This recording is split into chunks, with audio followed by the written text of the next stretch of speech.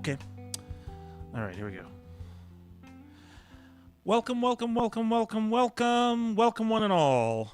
Hello. It is Sunday again. We made it another Sunday. Woohoo. Welcome everybody to Crimes Against Folk. My name's Edward Williams. I'm Ashley E. Norton. And we are coming to you live today from our separate places in California and Arizona, thanks to wonderful pieces of technology like Jamulus and OBS, Loopback, Restream, lots of pieces. But the most important piece is, of course, your audience. So thank you for tuning in, staying tuned in, listening, and all that stuff. Yeah. How's it going, Ash? It's going. Yeah, same. I guess I can announce my personal big piece of news because I don't think I've announced it officially on the podcast yet. I don't think so, no. Yeah, but I did, kind of blast it all over social media, so you guys probably already know if you follow me. But I got engaged last weekend. What? Yeah, I sure did. That's incredible. Yeah, it felt good. It was nice. It was. Yeah, I saw the photos. They look really neat. Yeah, Brad proposed to me in the one place that I asked him not to propose to me at. So it was a complete surprise. Oh, man. Everyone asked me, they're like, were you expecting it? I was like, well, I mean, I was, because I knew he had the ring and we'd been, I helped him design it and we've been talking about it and I knew he had it. But Brad's kind of on this like massive delayed timeline, which is fine because I'm not in a rush to do anything, right? So, right. Especially not right now. Right.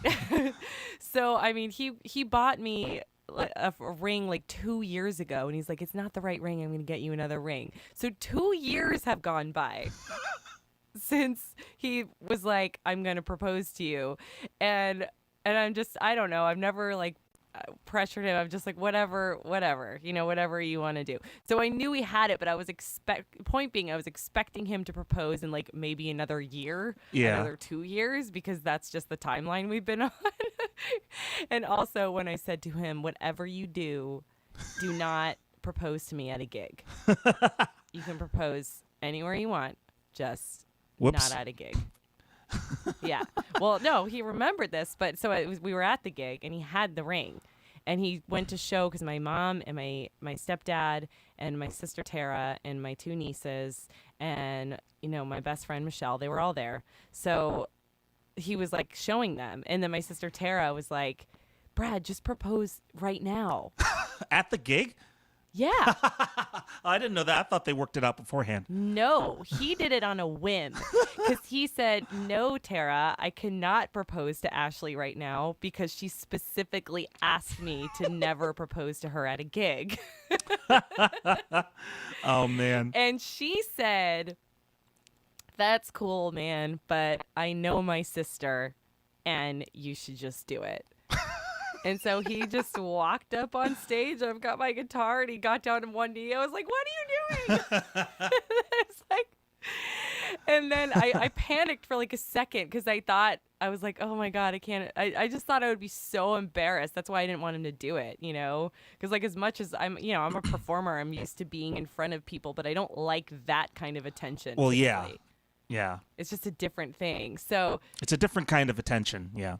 Yeah. Yeah. So, but then I was like, what am I worried about? This is awesome. And I calmed myself down in like 3 seconds and just enjoyed the moment. And it was really special. It was so Aw. cool. And, Kim, the owner of Ravens View, brought out some champagne, and it was such a pretty desert night. There's like a lightning storm in the background. Oh, wow. Yeah. I'll never forget it.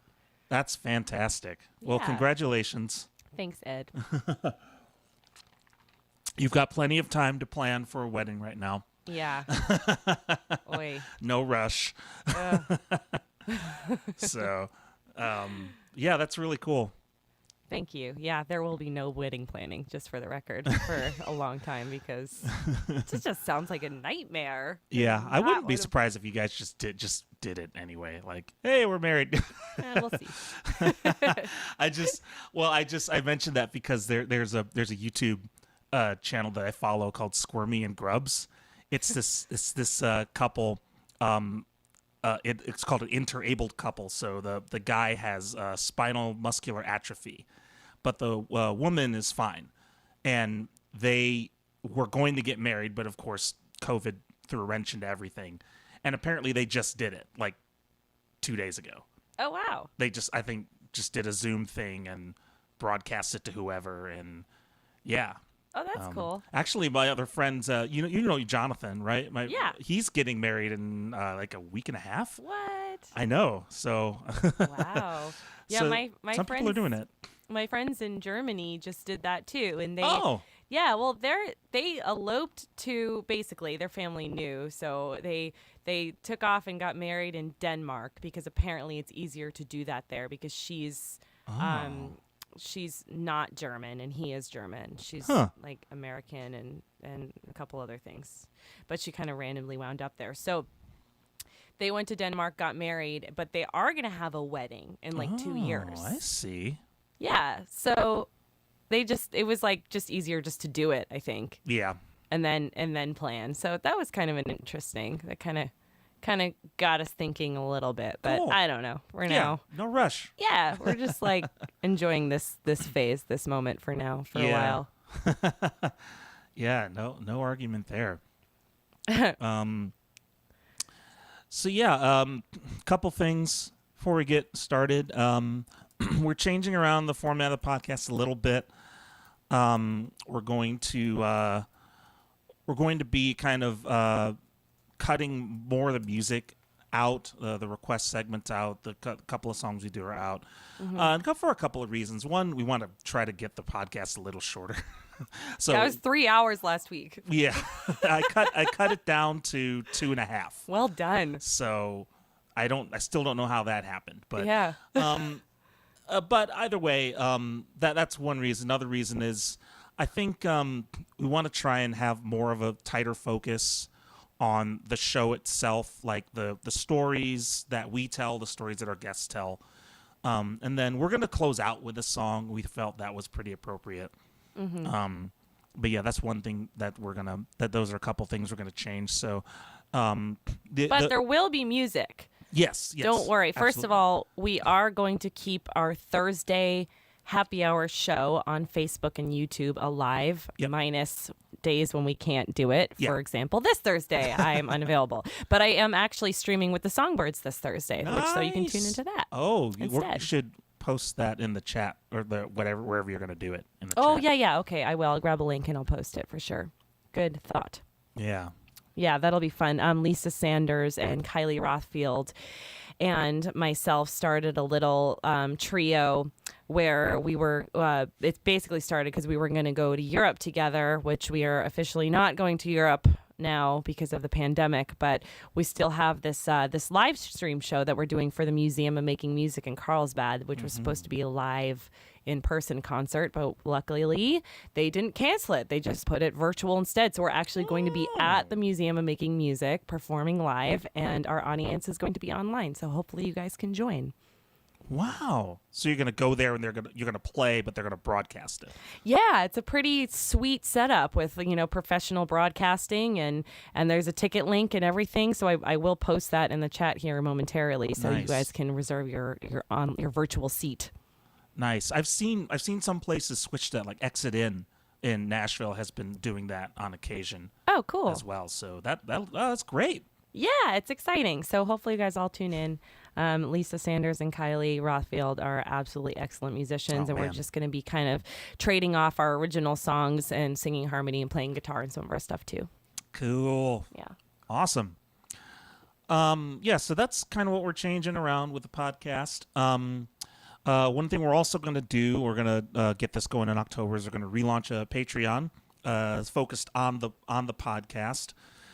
So kind of keep a lookout for the page and all the tiers we're going to have.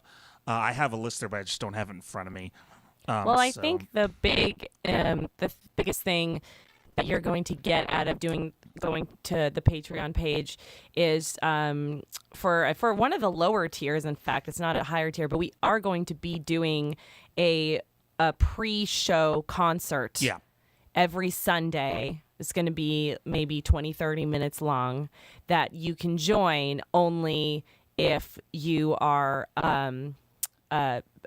if you sign up for our Patreon page. So that's going to, like Ed said, it's going to launch in October. So it's kind of funny because we're taking the music out of the podcast, but we are encouraging you to support us on Patreon for not very much money a month. And you can get this bonus concert every single week by doing that. And we're making it early so our European friends can join.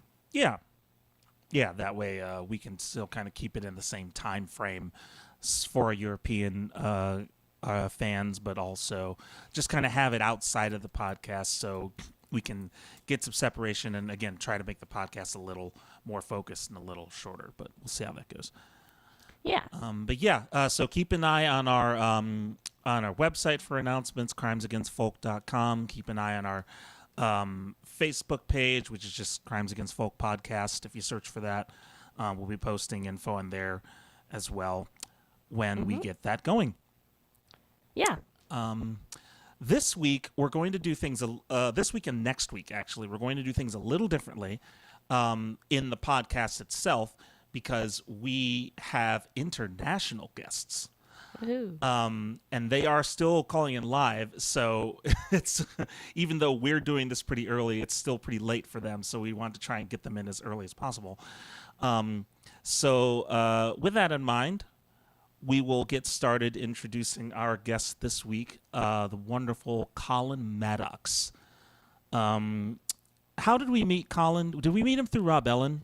No, we met him through David Connolly. David Connolly, right? Yeah, our good friend David Connolly, who lives in England, and we met through a friend in Nashville. Actually. That's right, because they were online friends, and we were playing a show at where was that? That was at that was in a tiny place, Derbyshire. Right, and the Boat Inn. No, not the Boat Inn. The Boat Inn, wasn't the Boat Inn? Yeah, sorry, it was the Boat Inn. Mm-hmm. Yeah, and Yep. Cromford? Yep. Okay. So we were playing there, and yeah, David Connolly showed up, and he said, I would love to book you for a house concert for next year when you're back there on tour. And also, I have there's another really great house concert host kind of in nearby-ish that I think would really love to have you as well. So he put us in touch with Colin Maddocks, and we played a beautiful house concert the next year because we've been to Europe on tour 3 times now. And it was just, we had the best time at this house concert. Oh yeah, it was great. Yeah. And it's in Southport. Mm-hmm. And which is near Liverpool. So it was so cool to be in Beatles country, and we got to be on BBC radio because he hooked us up with being on that show. Which that was Jenny Lee Summers, right? Yep. The DJ. Yeah, she has an Americana show, so she loves when Americans come in. So we got to walk into BBC Radio with our guitars and sign in and be like, yeah, we're here because we're going to be on the radio show, not just because we're trying to check out BBC radio headquarters. That felt really, really cool. That was awesome. And we got to do that twice, in fact, because Colin liked us enough at his house concert that he invited us back to play at the Atkinson the following year, which is just a beautiful venue. Yeah. in absolutely gorgeous venue in Southport. So that was also really fun. And we just kind of got to hang out with Colin a little bit and get to know him. He's just such a great guy and a fantastic musician. Yeah, absolutely.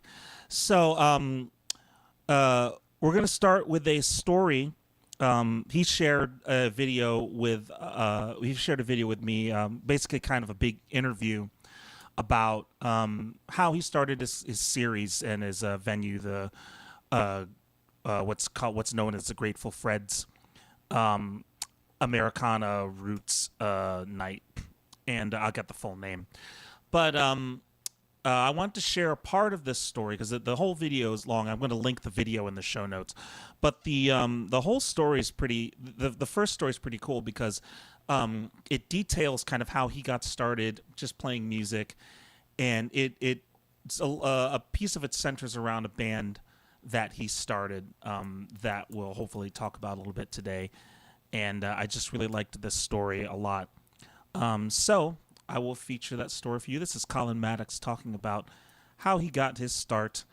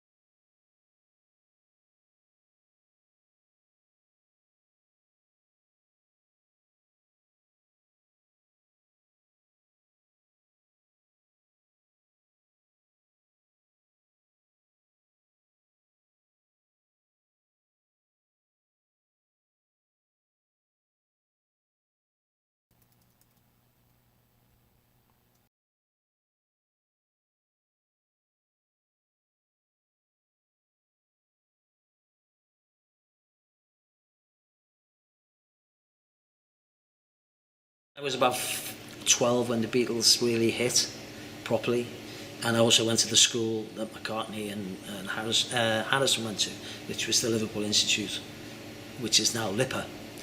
And like all the kids probably in my class, you know, you asked for a guitar for Christmas, asked the mum and dad, who didn't know anything about guitars. And we all traipsed off to a place called Hessie's, which was the music store in Liverpool at the time, and they bought me my first guitar, fiver, Czechoslovakian, with the strings about that high over the neck, you know, you couldn't play. But, you know, some people struggle on, I suppose, and some people didn't.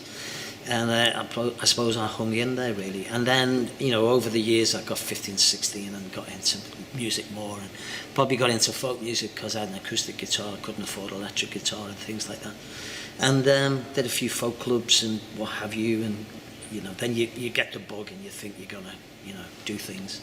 And then the way I went from there, really, I answered an advert in the Liverpool Echo. There used to be a column in the Liverpool Echo, which is the local paper, saying artists and entertainers. I always used to look at it anyway. You know, bass player wanted, drummer wanted, rhythm guitar wanted, anything. But I was only a kid, really.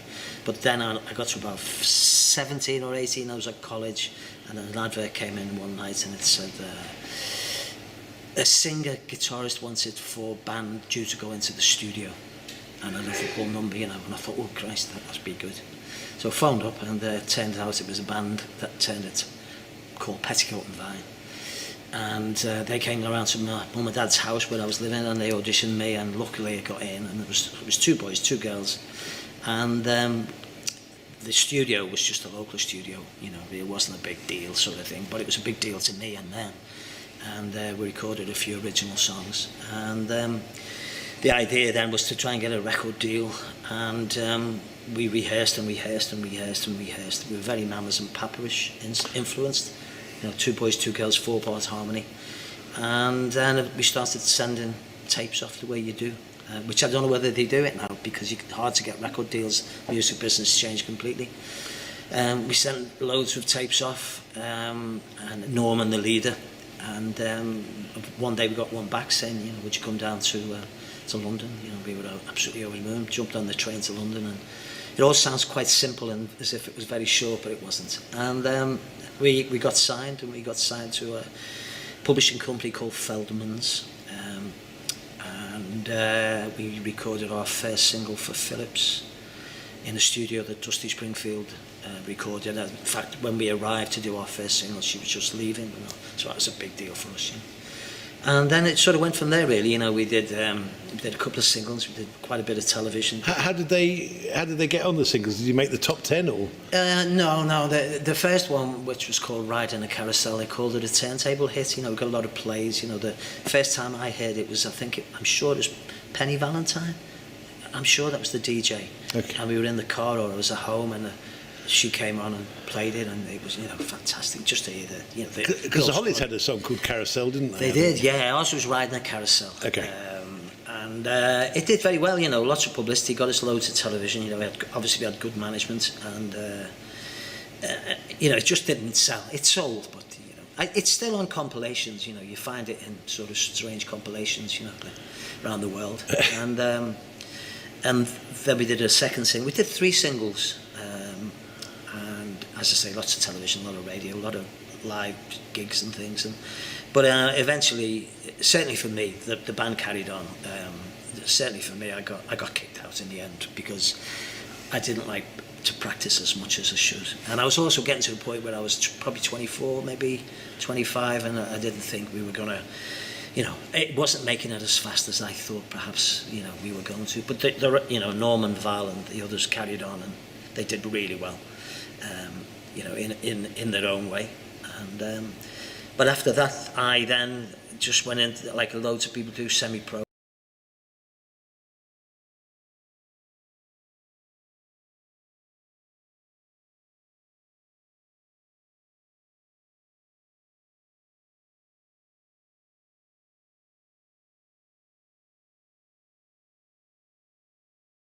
Let's see, mute on.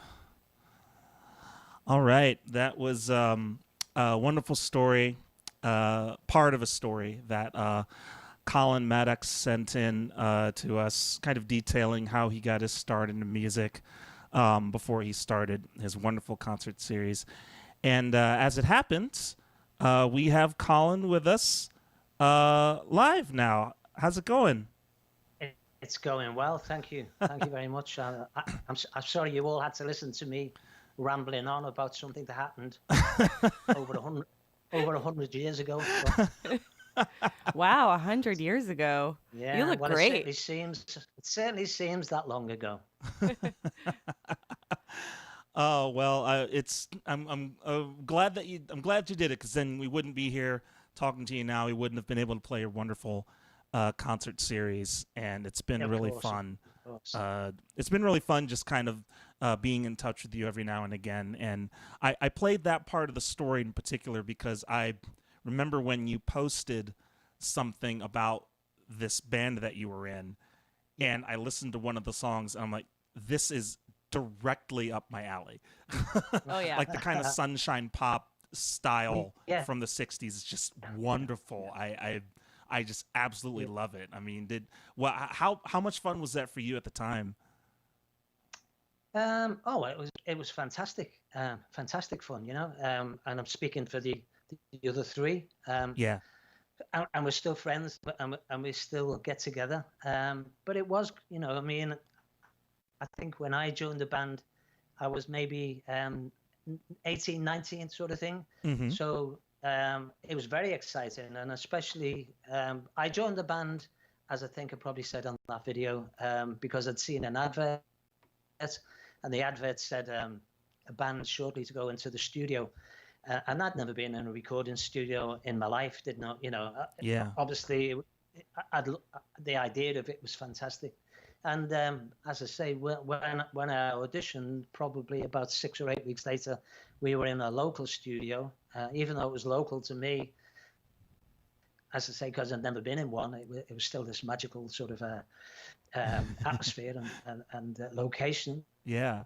And then after maybe about 6 months after we'd done the demos and sent them off, we got the proper deal, the recording contract or the publishing contract, and then we were in a really big, a big proper studio. So it was probably one of the most exciting times in my life, and especially being so. I was involved in music because I'd been playing in folk clubs and with friends and different little bands. So yeah, it was like a dream come true. Wow. What was it like going into that kind of a studio? Like what kind of stuff did they have? Like, was it just kind of like anything you wanted, or like what was it? Well, don't forget we were coming down from Liverpool to the studio we first went into was at Marble Arch. Marble Arch in London. Yeah, right in the middle of London. Ooh. And I just remember it's a big white building. And as we were coming out, as we were going in, Dusty Springfield was coming out because that's where she recorded. So that was a big thrill. Oh wow. And then we were with a big publishing house called Feldman's in Dean Street, which is Tin Pan Alley, I think. Mm-hmm. And I mean, if you saw our first television show, which is on the website, mm-hmm. we were like rabbits caught in a headlight, if you know what I mean. We were so nervous, and I think we looked very nervous. And I suppose we were the same in the studio. It was, we were in this first demo we did was in a small studio in Liverpool, and then we went into this, big studio with, real musicians, big, producer, arranger. Yeah. I mean, it was a long time ago, as I say, but we did the business, I mean, I think we got through. I think it was like 3-hour session or a 6-hour session. You had to do things, and it had to be done in 3 hours or whatever they gave you. Gosh. It wasn't the luxury of keep going till you get it right. But the good thing about it is that we had rehearsed. Our leader, Norman, was a stickler for rehearsal. So, and because we were 4-part harmony, we had to get the harmonies right. So by the time he went into the studio, it was spot on. It was probably as good as we could have got it. And then we double tracked it as well. So, to thicken it out. Oh, wow. So to us, I mean, the disappointing thing for us probably was you did it, and then that was it. You were sent on your way. So you didn't hear the finished track. Well, you certainly didn't hear the finished track. But I don't think we heard even a guide track, really. It was like a couple of weeks later when they sent the acetates, mm-hmm. which I've still got in my drawer here. Oh, nice. I've still got the acetates. And when they came, that was the first time we'd heard the mix. Whereas nowadays, and for the last 10, 15, 20, 30 years, whatever, you would have mixed, you would have got a rough mix, wouldn't you, in the studio. Yeah. Then, I suppose it was all unionized as well. So, the session guys, if we had session guys, I can't remember on the first track whether we had session guys in the studio with us. But they would have been under strict, time limits and everything. So that's what I can remember. But it was a long time ago. It was before the war. Oh my gosh. Wow. The Boer War. Well, and you probably couldn't just hit auto-tune on anything as well, huh? No. Which is what I feel like recordings from back in the pre 70s were a little bit. I feel like you had to be more precise, and like you said, it's not like you could go in and just do multiple takes. There was a time constraint, and you couldn't go back in and like overdub something like you can now. So, in my opinion, I often feel like musicians had to be better than we do now. Like now we could just be like, oh, we'll fix it later. Like that didn't happen then, and it's hard to even think that was because we're just so used to that. It's hard to even think that was a thing. Well, I mean, we can do now in we've got the man cave down at the bottom where you played the house concert, but I've recorded in there, with people, and you can do everything we probably did. It's 50 years ago, isn't it? Everything we did then, which took all that equipment and all that planning and all that rehearsal, we can do. Well, you can do it on your phone almost, can't you? Really. But I just remembered we did the A side and the B side in that session. So if it was a 3-hour session, and I don't know whether it was 3 hours or 6 hours, but we did the whole record in that period of time. So, you know, we had to just get it right, and then whatever they accepted as right, we then had to accept and move on to the next track, you know, the B side. Yeah. But it was great. It was fantastic. Yeah. That's so cool. That's so cool. I just loved the sound. I mean, I loved. I listened to it. I couldn't believe it. And I saw you guys had gotten a spot on the Benny Hill show too. That's not a small thing, I would say. No, it was at the time. I mean, our management, you know, for good or bad, our management obviously did very well on the TV, you know, because Benny Hill at the time here was massive, and you know, so it was a prime spot. And then they got other TV shows over here that you may not have heard the artists, but they were all, you know, I mean, there were only 3 channels then, or were there 2 channels? I don't know, ITV and BBC. Yeah, was Channel 4 around back then? No, it was. I don't think. No. It was just BBC and then the ITV or Granada I can't remember. It's that far back. But the TV shows we did at the time were like the major ones. So, and that's why we were like rabbits in the headlight, you know, because first time in front of a TV camera, and you know, you've got to stare down the barrel of the lens, pretending that you're confident, and you know. I mean, I'm not the best smiler at the best of times, you know, so to have to turn it on when there's nobody looking at you, you know, it's just a thing.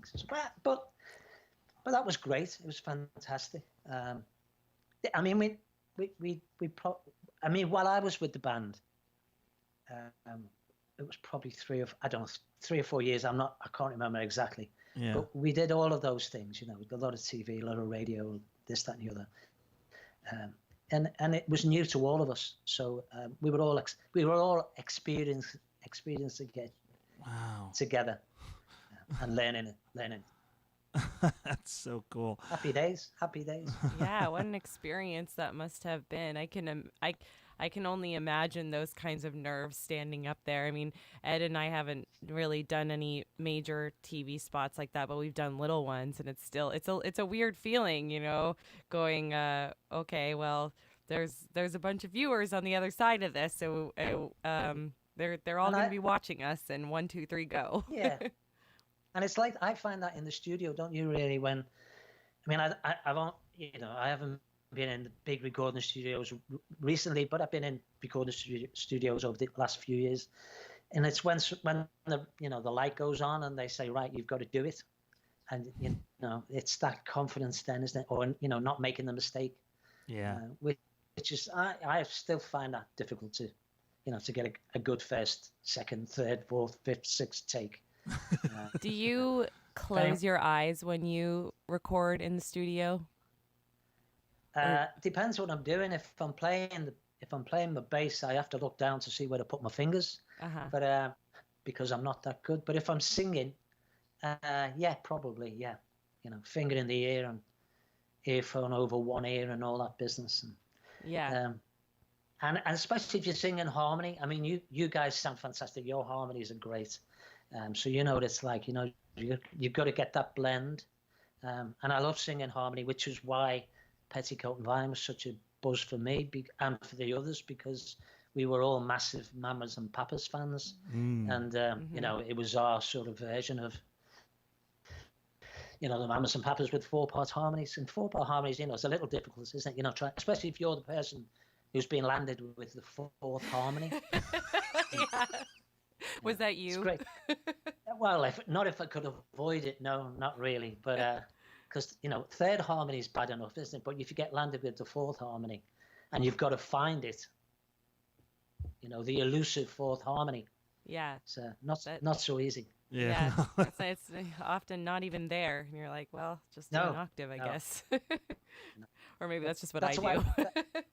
But that's why when you hear bands like Manhattan Transfer years ago, or the Fifth Dimension, and those people, when there's four or five, and they all get a harmony, and then you get that sixth or the fifth or the fourth Oh, overriding harmony that's only there because of the blend. Yeah. And yeah, that's what, and that makes the magic, doesn't it? Like the Mamas and yeah. Papas had that, didn't they? That extra thing that comes out over the top, which I hope we had. It I sounds think like it. Oh, yeah. We got it. Yeah, we got together just before Christmas because we were going to try and do a 50-year reunion at Grateful Fred's on the Atkinson. We were just going to do the single A side and B side and a couple of other tracks. Wow. So we got together really probably properly for the first time in 50 years. And obviously the voice is a little bit different, a little bit deeper, a bit lower. But they were sounding really nice, the harmonies were still there. We were going straight to the harmonies. But unfortunately, things happened, and then eventually the pandemic came along. So a lot of things were cancelled. But it was nice to get back together and try and get that blend. Yeah. Oh, do you have any recordings of those rehearsals?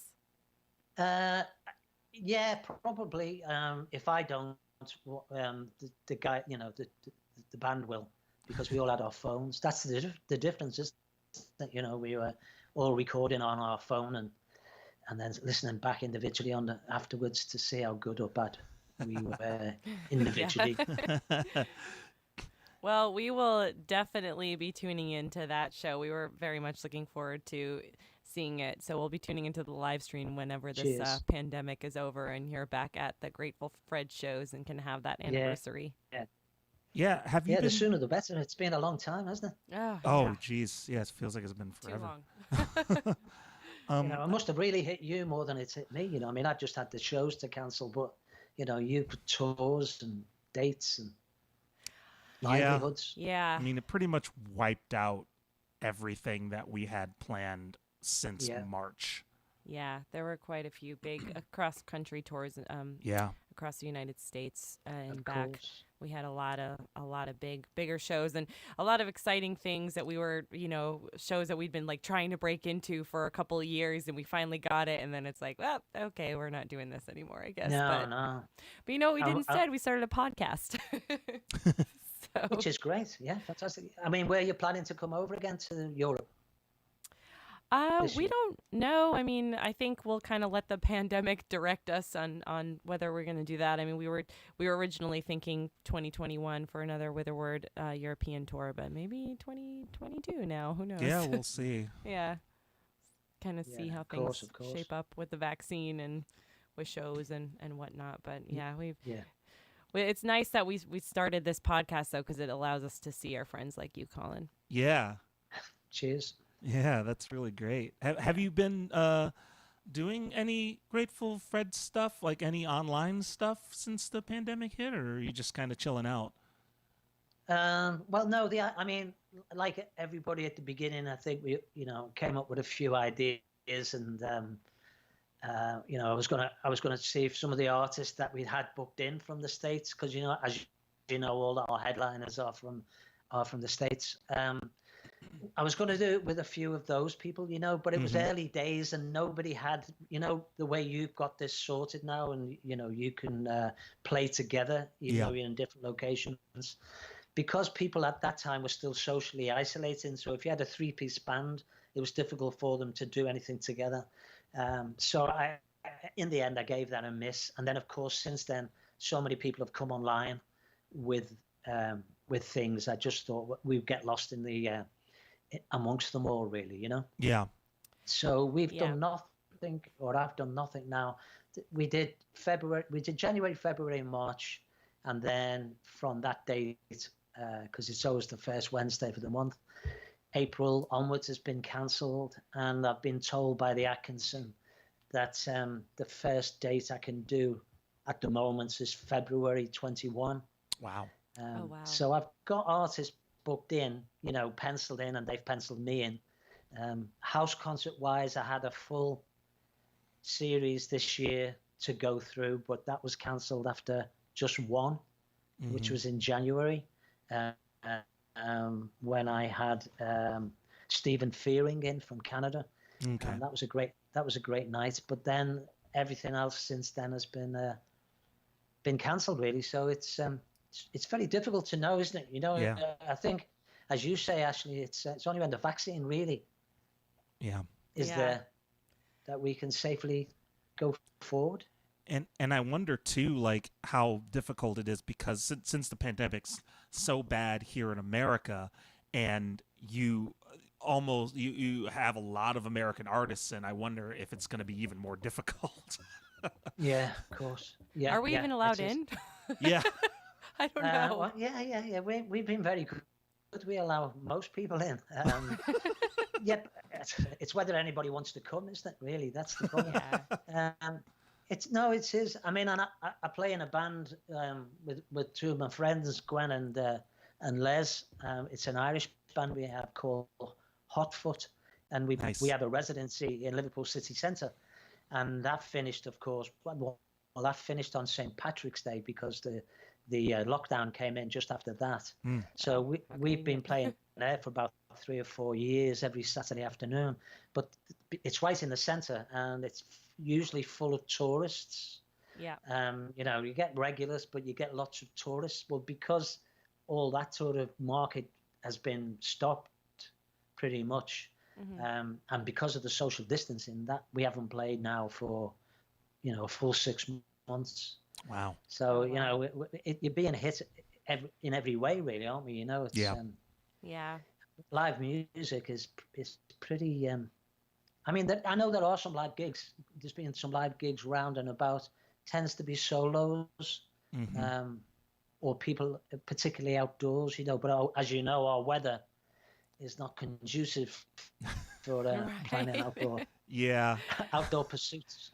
I can imagine that would be difficult in England. Yeah, it's pretty manky. Yeah. Pretty manky weather. Yeah, I've been doing some solo shows here in California and Arizona, just maybe once a month, and which is crazy because we went from playing 4 or 5 times a week to once a month.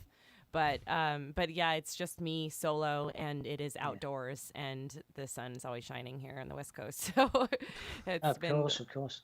It's been nice to have like just one to be like, okay, I could still do this. I'm still a musician, but it's been a very strange feeling. And, we did, because the Songbirds, we were going to come play the Colin show at the Atkinson this October, and even if all the shows were up and running, we talked about it, and then because a couple of them were like, well, maybe we can do stuff outside, or maybe we can do this instead. But we're like, well, even if we go, first of all, half of our tour is wiped out, and even if we go to do the other half of the tour, like, what happens if we fly over and somebody gets sick? Where do we go? What do we do? Where do we quarantine? I mean, it just sounds like such an absolute nightmare. So we're like, you know what, 2020 can wait. It's we'll do that. I mean, it's very hard to accept, isn't it, the fact that basically on lots of ways we've written off 2020. Pretty much, for all the things. I mean, the other thing is my wife and I have a travel business. That's how we stay alive. And really, you couldn't get two businesses or industries that have been hit harder. I mean, everybody's been hit. So I'm not trying to say we've been badly, but as a choice, travel's been decimated, and music's pretty bad at the moment. But let's hope next year. I mean, it's hard to imagine getting back to the way we were. It is, isn't it? Yeah. The things we took for granted. I'm sure we won't take them for granted.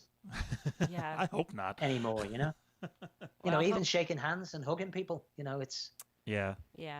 It's different. It's like everyone just people waves now. People run a mile, don't they? If you were to hug somebody now, you'd have to catch them. Even my wife keeps a wide berth. Yeah. Which is not cool. Oh. I'm sorry to hear that about your travel business. That's unfortunate. I mean, I think the thing that we can hold on to is when it is safe to be traveling again, I think it's going to just absolutely blow up like crazy. Everyone's going to want to go everywhere and just completely Yeah. explode with travel. So I think No, you have that to look I forward think to. you're right. I I think you're right. too. I do. Yeah. Yeah. That's an interesting thought, though. Someone in our chat kind of mentioned, what does the UK have any kind of business grants or assistance or anything? Are they doing anything for Yeah. like artists and stuff like that? Well, yeah, it depends how you sort of structured your career, really. You know, I mean, because we have a travel business, we're self-employed on the travel side. So the government have been very good. You know, they have been given grants out, which you don't have to pay back because, you know, it's a grant as such. So that's kept us alive since April, really. But that stops at the end of October. But that's because we were self-employed. If you were a musician, some musicians, you know, set themselves up as limited companies. You know, some musicians set themselves up as self-employed, and then some musicians really probably weren't that organized, or, you know, they were semi-pro maybe, but Yeah. so you know, that part of their income it's a difficult sort of area. But as I say, if you there's different business structures. Some of them were supported, and some of them you fell through the cracks. Yeah. Luckily we were okay, but I do know people who have fallen through the cracks, and, you know, it's very, very difficult because you know, you can get basic benefits in this country, but it's not an awful lot of money. You know, it's less than £100 a week, I think. So if you've got a family and no other income, £100 a week, you know, it's not going to go very far. That's not gonna do that's anything. rough. You know, but I know it's the same in the States, isn't it? You know. Yeah, I mean, the states, you had the added bonus of 50 different governments trying to figure out what to do. So I think, and yeah, most of them were not set up at all for helping self-employed people, because most musicians are self-proprietorships, or you know, we have a limited liability company, but not everybody does that. So I think you're in a little better position if you have some kind of structure like that. If you filed as a sole proprietor or an LLC or something, but you've a lot of states kind of scrambled to get something in place to help those people, because the unemployment systems, they didn't know what to do with self-employed people. Like they had literally had no structure for it. Yeah. So they had to scramble to get something ready in, you know, a matter of weeks.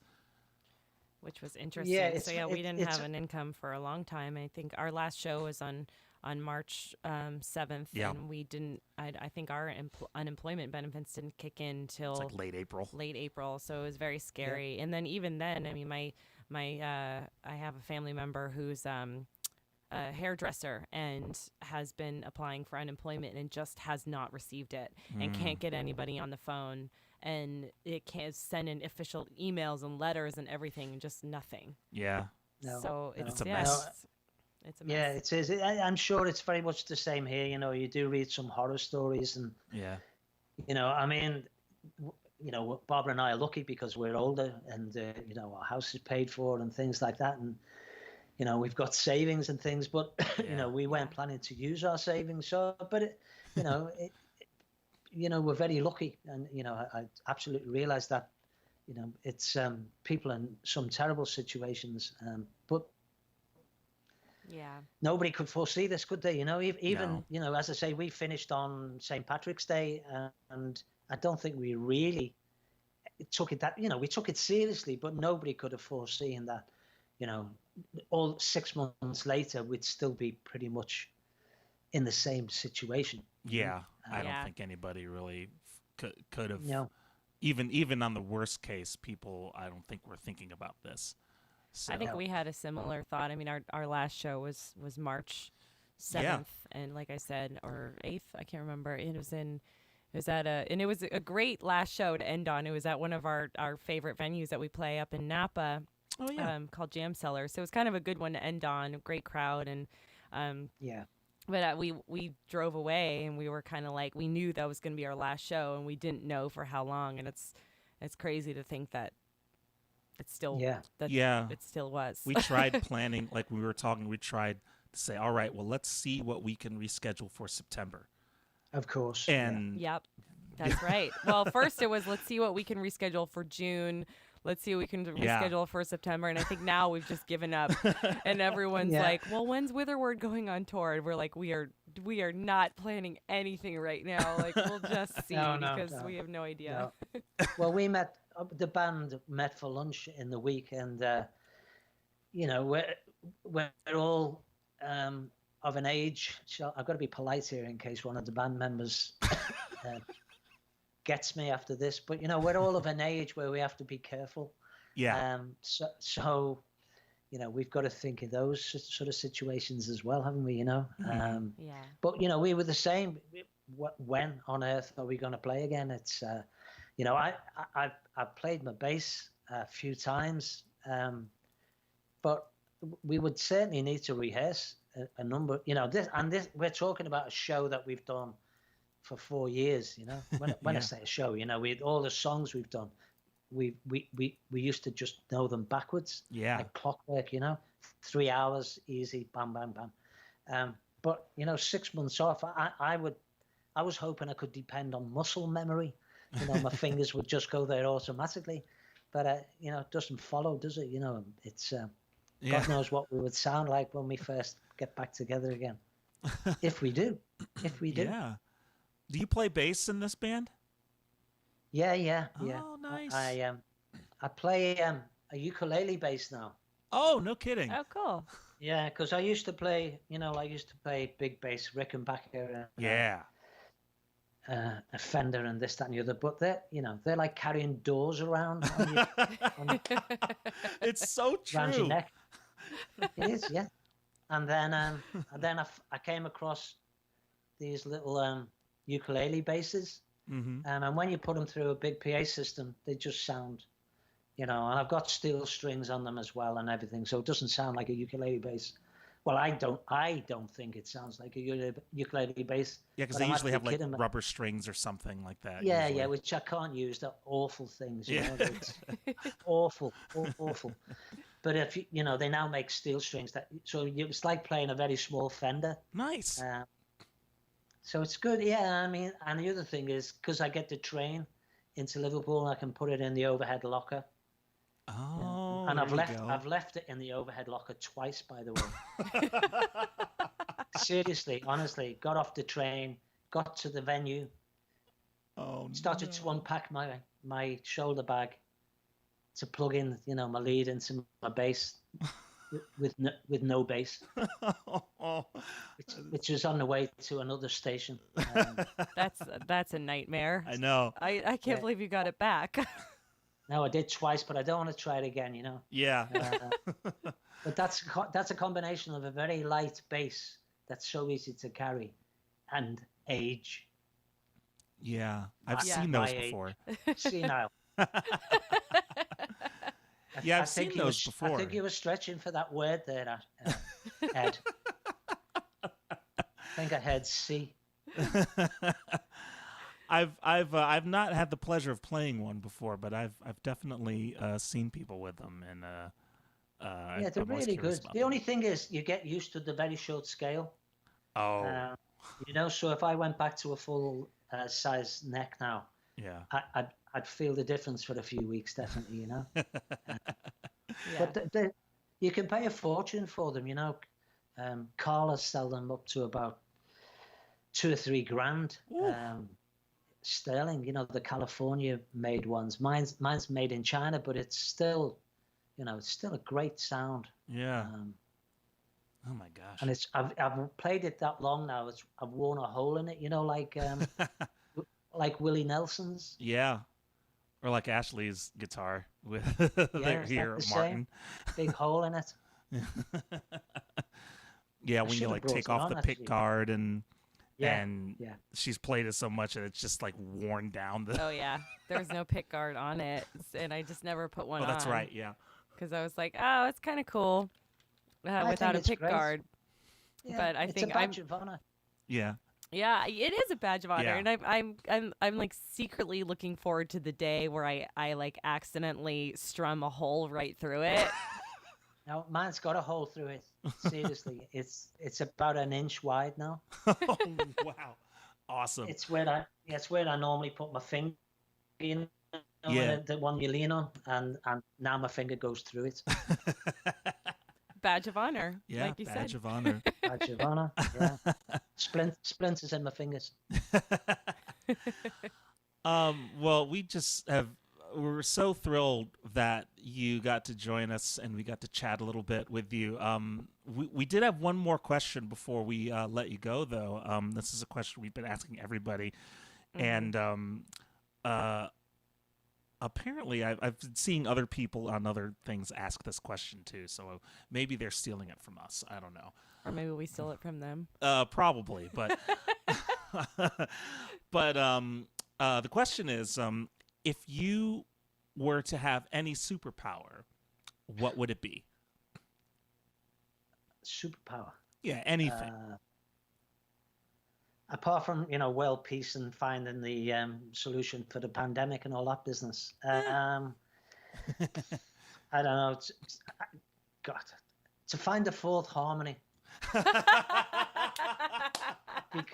Because our leader in Petticoat and Vine, Norman, who might listen to this one day, will admit that he was a hard, and he still is because we rehearsed in January, very hard taskmaster. Yeah. And like the piano teacher who used to wrap your knuckles with a ruler. Yep. Well, he would do the same mentally to us, until we found the fourth harmony. So I think that would be my superpower. That's Then a pretty good I could be in superpower. Crosby, Stills and Nash or anybody then, couldn't I? I would be Yeah. the man to go to.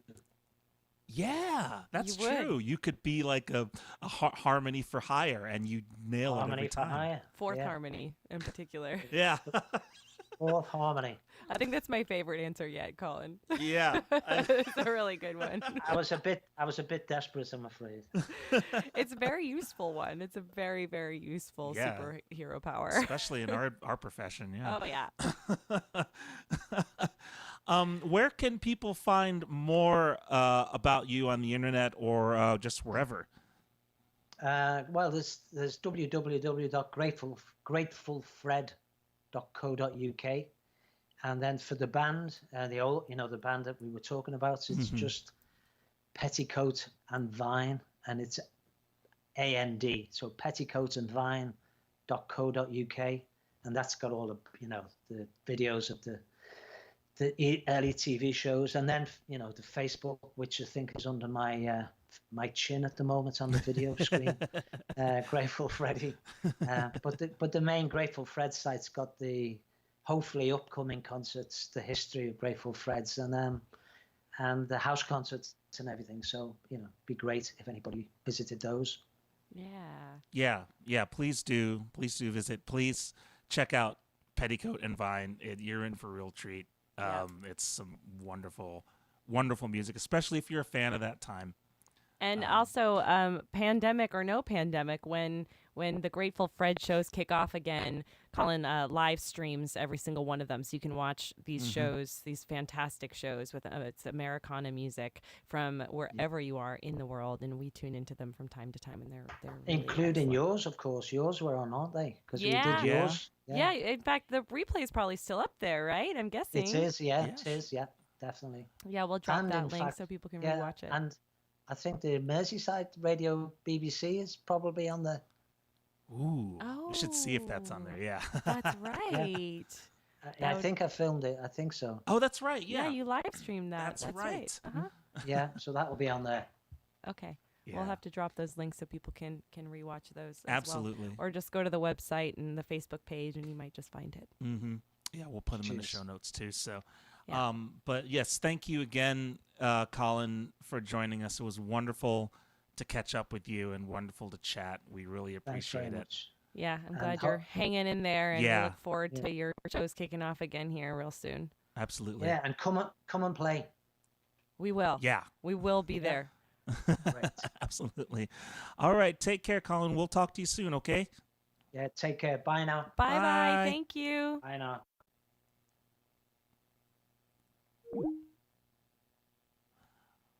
Oh man, All right. so nice talking to Colin. Yeah. It's great talking to Colin. Like and again, I'm always embarrassed to say this in front of him, but I just love listening to a Liverpool accent. Yeah, it's the best accent. Well, see, I'm a big fan of the sci-fi comedy Red Dwarf, Right. and the lead guy in there is a Liverpool guy, and so I grew up hearing that accent all over the place, Right. watching Well, that show. So. And then then there's the Beatles. Well, of course, yeah. I think that's the thing that it's like a little reminiscent of that too. Mm-hmm. All the Beatles. It's nice. But yeah, it's fantastic to chat with him, and I was curious about the recording stuff because I mean, recording was so different. It's changed so much Yeah. since the 60s and the 70s, and it's just I was interested to hear what his experience was like in the studio, so that was really cool. I was glad he launched into that too, because especially when I watch movies, like about Elvis and I don't know, just all those guys, and when Yeah. they would go into the studio, and it just seemed so special, and just different than it is now. Like, it feels like when you went into the studio back in maybe the 60s, 50s, 60s, 70s, Mm-hmm. it feels like when you walked into the studio, you're like, I've made it. Because Right. I made it to the studio. And now, like, that couldn't be farther from the truth. You're like, okay, now the work Yeah. begins, because, like, anybody can record in the studio now. But you just couldn't Yeah. just do that back then, So there's just something, I feel like I missed out on that opportunity. And I get a little sad about that sometimes. A little bit, yeah. Like, I remember the first time I went into the studio with Hazard. Like, it felt kind of like a big deal because we went in for a week. We did our rehearsal and everything. Like, we made sure we were ready because we only had a week to do the whole thing. Yeah. And so we went in but like actually going to a studio, that was the first time I'd ever been to a professional studio before. And I kind of got that little feeling of like, oh, wow, like we're in a studio. Yeah, maybe I got that feeling with Delcoa on our first It's like studio the very record. first time. Yeah. Yeah, maybe it was a little bit like that. Like, yeah, you just felt really cool. Yeah, because And you now- get to see the big console and you see the big Yeah. screens with Pro Tools on them, and you're like, wow. And people are like, "Can I get you a soda?" Yeah, you can go get sodas and candy and stuff. There was an intern at ours. I was like, "Oh my god, there's an intern." It felt so cool. And now Ed and I go into the studio and we're like, "Oh, let's get this over with." Yeah, I mean, not exactly. really, but like it's just, No, it's such a it's big kind of like task. that. Well, and also because we do everything ourselves, it's Yeah. like we don't have an intern. we've got a lease, but Yeah, yeah. Or we just say, hey, wait a second, and then go get something, and then come back. yeah, we got to order our own pizza though. Yeah. Well, before we move on, I wanted to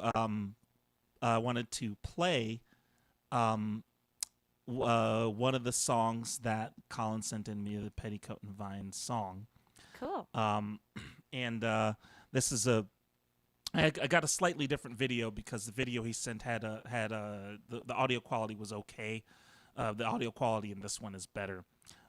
So this is a song they did on a broadcast show. I think this was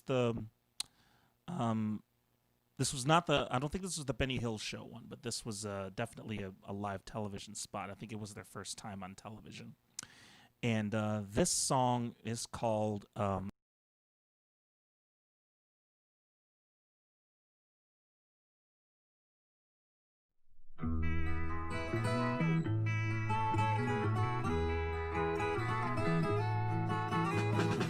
I'm riding a carousel all the way from Detroit City to the coast of California, all the way to San Francisco. welcome for change as the winter's gone and the summer's here. I'm going west to find the happiness that I've seen in my dreams. La la la la la la la la. La la la la la la la la la la. I'm riding a carousel all the way from Detroit City to the coast of California, all the way to San Francisco. The winter's such a long time, the summer comes and goes so fast. I've waited for this moment, and now it seems it's coming back at last. La la la la la la la. La la la la la la la la la la. I'm riding a carousel all the way from Detroit City to the coast of California, all the way to San Francisco. In the summertime, when the sun will shine, I'll no longer feel down, I'll have you by my side. I'm riding a carousel all the way from Detroit City to the coast of California, all the way to San Francisco. I'm riding a carousel. I'm riding a carousel. I'm riding a carousel. I'm riding a carousel.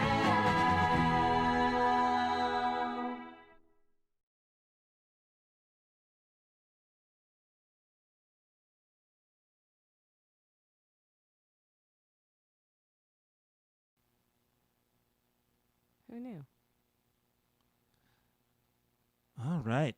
So that was Riding a Carousel by Petticoat and Vine.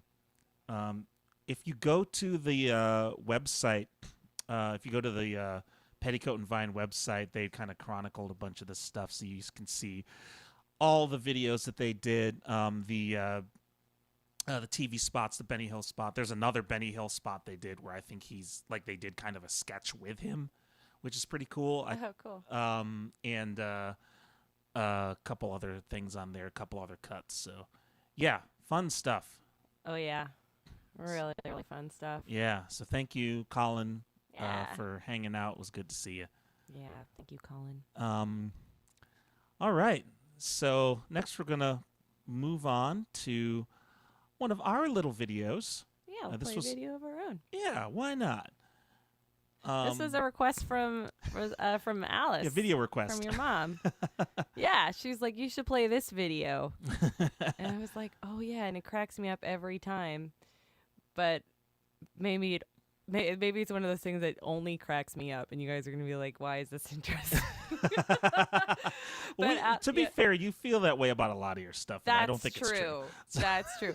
But the way that this went is because we have a song off of the album that we were touring with at the time.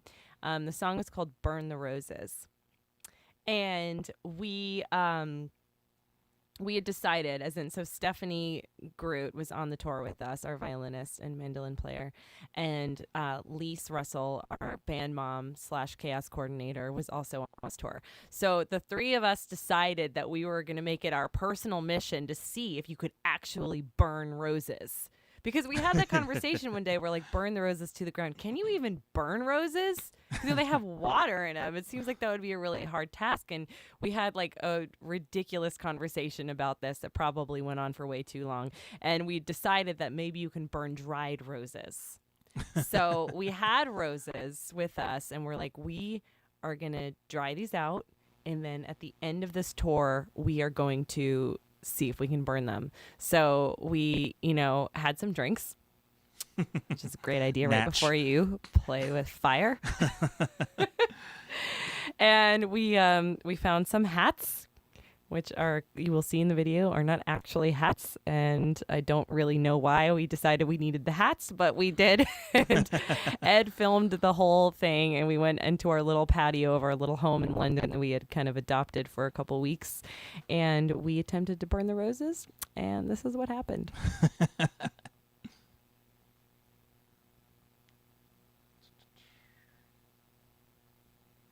Careful. Careful, back up. Who's lighting this? We didn't make a plan. Okay. Hey, Lisa, you're not in the shot. Where do I hold this? All right, we've got our protective gear on. What? That's filming. He's got it. Well, you're still not in the shot. Well, I don't want to be that close to this hot mess. Not that hot. Okay. Which end do we light? Well, I would Oh, you gotta kind of hold it Yeah, down, there you right? go. Here, I'll hold you light. I'll observe. Ready? You're doing great. Wait, wait. Debbie. This is gonna be a long video. What do I do with the roses when they start burning? Well, that's I'm what gonna be the pot's for. stoker. Do we have the pot? I feel like we left the pot inside. I think we did. Stop fanning it. You're blowing it out. Isn't that stoking it? No, When do you stoke? not now. When?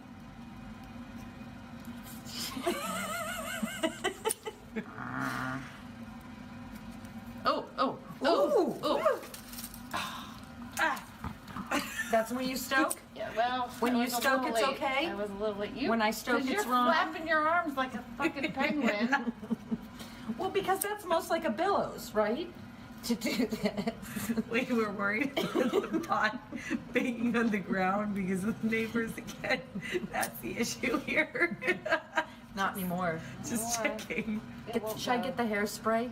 No. Okay, burned roses smell terrible. They do smell really bad. Yeah. They won't This is say they're not trying it. counterintuitive. They, But they are rather burnt. Like if we had put them in the oven like I originally suggested, this is what they would look like after just a few moments, and we wouldn't have had to wear hats for it. we should close the door. So, This is anticlimactic at best. Very. Oh, Well, we're burning him. the good news is that they didn't just whoosh up in your hand and burn your hand off. So. That's true. Ooh, ooh, they're about to though. Oh, very quickly.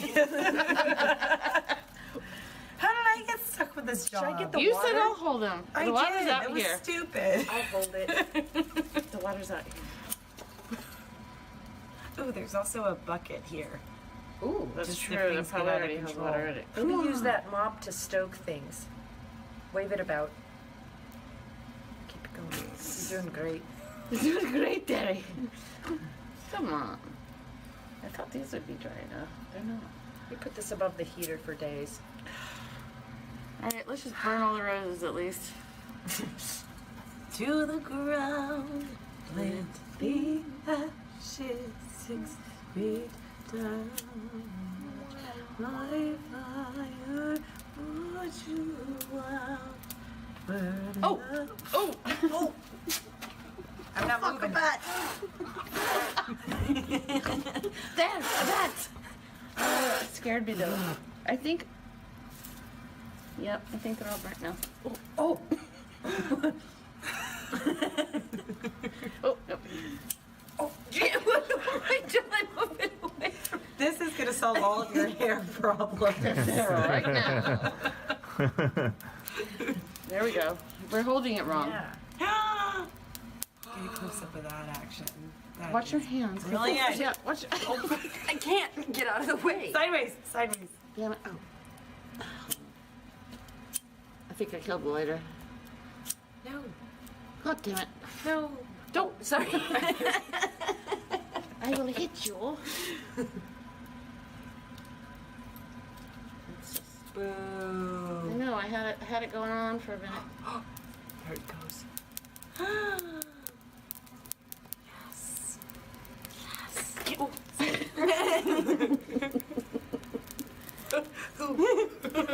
Plant so the glad. ashes. Oh yeah. Oh. Wow. Lighters, motherfucking hot. A bit.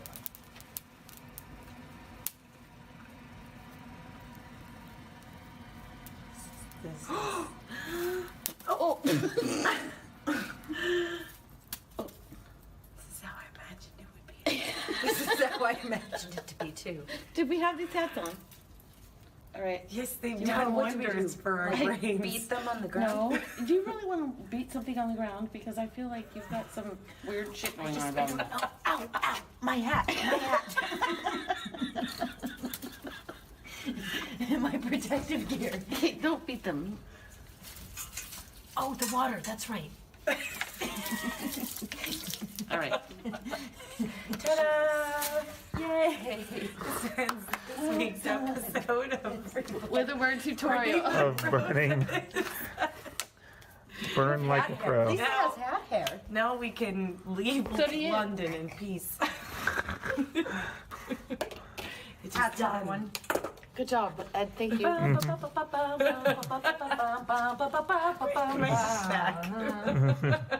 on that note,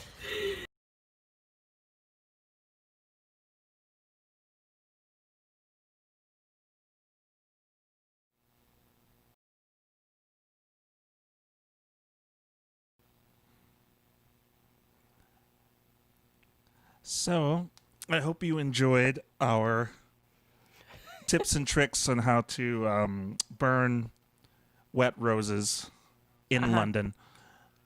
It can be done, It can be as you see. With some protective headgear and some alcohol. yeah. It can be done. Yep. And 3 strong-willed ladies with very odd life goals.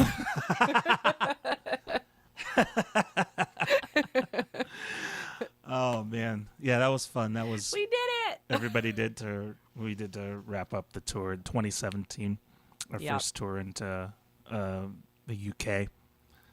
And we actually did a whole music video with a footage from that tour, and included the burning of the roses as the wrap up of the video. So you can find it on YouTube. It's Burn the Roses is kind of our Yeah, that was what we did for the music video for that song. yeah right? yeah. Yeah. And then we included that footage among others of the whole tour, which is still fun. I go back and I watch it sometimes, and I'm like, oh, it's like a nice Yeah. little montage of that tour. Yeah. That was a really special tour for us. Like, it was a big milestone because we really wanted to get ourselves to Europe on our first European tour, and the fact that we did it in the first place was just a really big deal. And then we had some really magical shows and met some magical people, and Yeah. that we've continued to stay in touch with over the years. And yeah, it was great. That was really fun. Yeah. All right. It's show and tell time. Woohoo! Yeah. You know what I was about to say just now? What? Oh, Ed hasn't shared this photo with me. I Of literally say that every single show. And then I remembered, no, you did share it with me. Just, I don't know what is wrong with me, where I have this block on remembering that I've seen the photo and what photo it is. One of these times, I'm not going to share it beforehand, and you're gonna be like, "So Ed shared this photo with me today," and you're gonna say some random photo, and I have no idea what you're talking about. What if it's the right one, though? That would be be super amazing. creepy. Yeah, then we would have to start thinking about your career as a TV psychic. Yeah, well, You know. I feel like that would be a great second Yeah, life. since Miss Cleo's gone, we have lots of room now. You know. Yeah. So yeah, it's my turn to share the video, share the photo this time, and I went back a little bit further. I believe this was a little bit earlier. I think this was 2016. Yeah, it sounds I right. think it was 2016 that we had this particular memory, and so I'll throw the photo up there now. And this is since we're in sort of the matrimonial mood. All right. I thought I would share this photo that I took in Dillon, Colorado. And this is our dear friends Beth and Lynn getting married in Dillon. That's their daughter on the left, and the Rockies in the background there.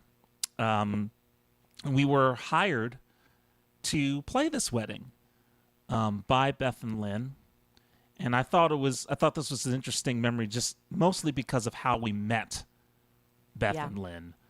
I always thought was a really interesting story, but I can't quite remember it as well, how we actually met them.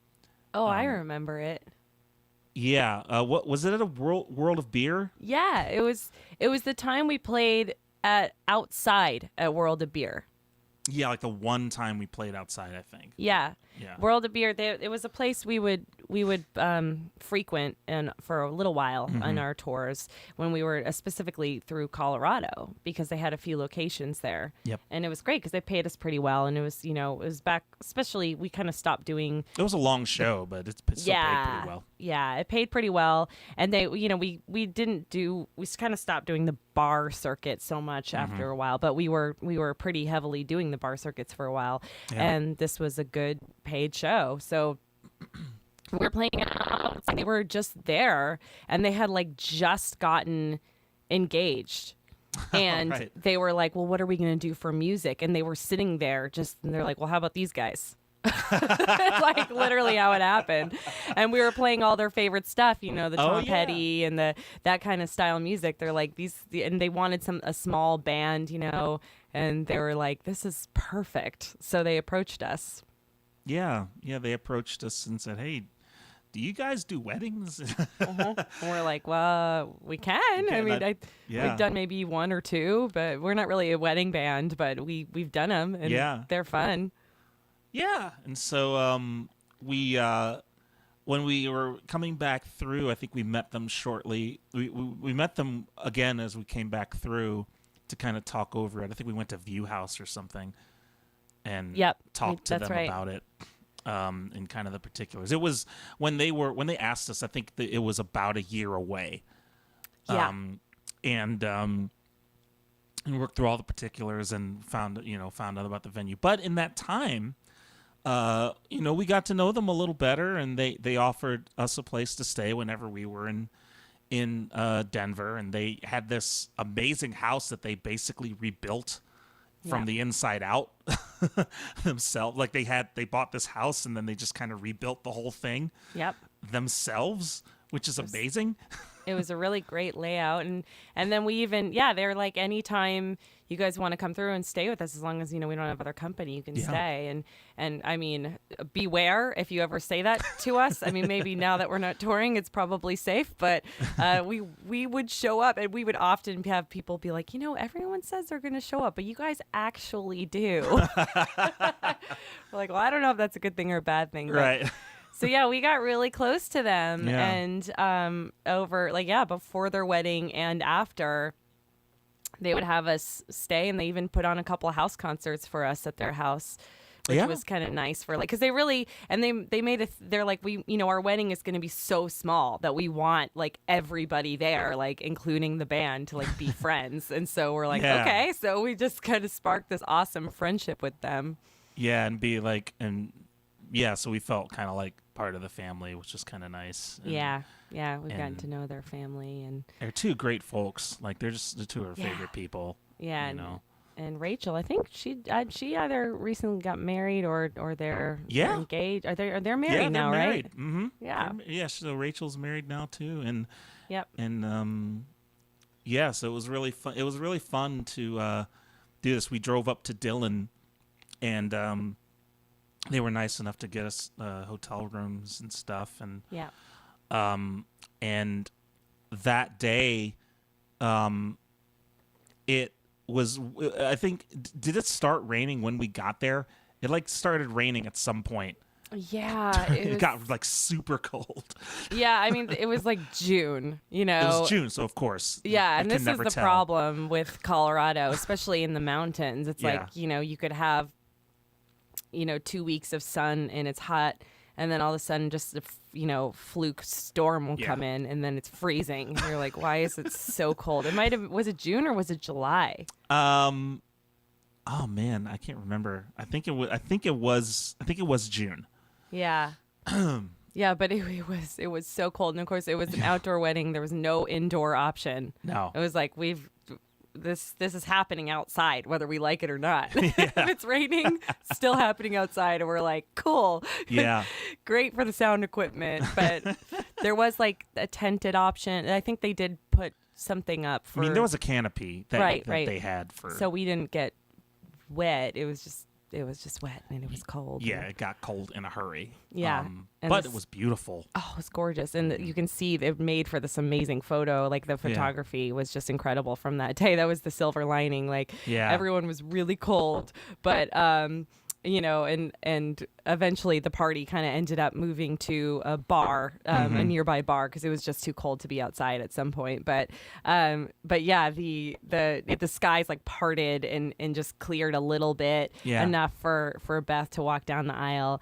Oh, that's right. Yeah. To a song that Lynn asked Ed to learn. It was a Tom Petty song, "Here Comes My Girl." Mm-hmm. It's a great. That was one of my favorite parts of the whole thing, because we timed it like perfectly. Yeah, you nailed it. You nailed it. And then the skies parted. They said I do. They had a photo shoot, and then boom, it started raining again. Yeah, and never stopped. Oh man, yeah, it was great. And the one thing I also liked, it was still kind of a casual wedding. Like everybody was, as you can see, they're dressed pretty casually. One of the things they insisted on was like, hey, don't worry about getting us gifts. Just take photos and send them to us. That was all they really asked for. Yeah. I mean, people could get them gifts they wanted, but they were pretty insistent on, no gifts, just take photos and send them to us. And that was like the important part. So I definitely sent this to them. But yeah, that was a really fun time, because it just, got to see beautiful area and got to, celebrate with two really good friends who, again, are still our friends and still,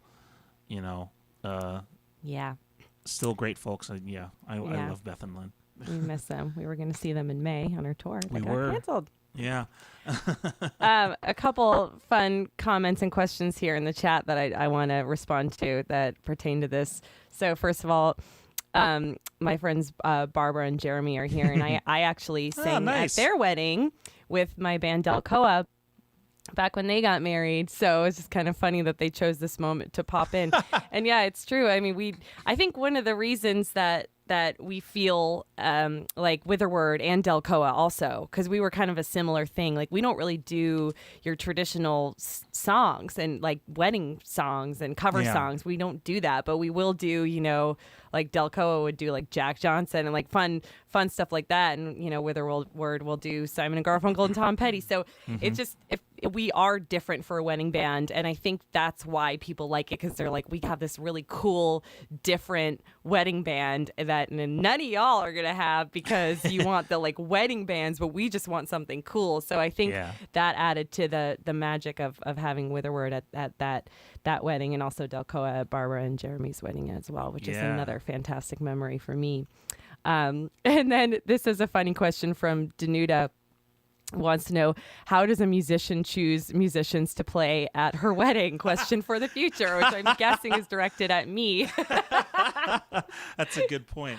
And that's funny that you should ask that, because I haven't really like talked about it out loud, but it's something that's always in the back of my mind. Like, what do I do for music? Because I mean, do you ask your friends to play? Do you hire a random band, or you just say screw it and have a DJ? Like, I am not gonna lie, it sounds so weird, but I kind of just want to say screw it. I'm just gonna put on a Spotify playlist.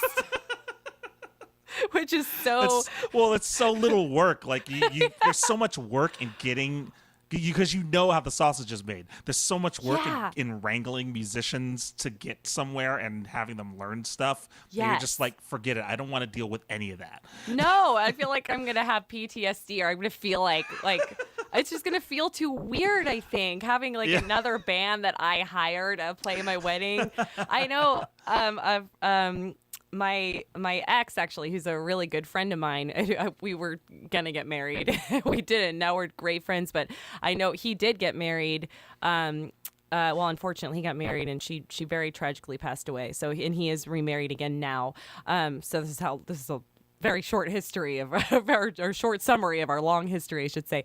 But he's a dear friend to both Ed and I now. And his first wedding, they just kind of like set up the PA and just like because half of their crowd was musicians. So open mic? Yeah, basically anybody. And he said there was never a lull in the music. Like everybody wow. just got up and played like the whole night. And I was like, yeah, That's I brilliant. know who your friends were who were at the wedding. And I can imagine that's how that would have happened. So That's brilliant, actually. it's kind of a trick.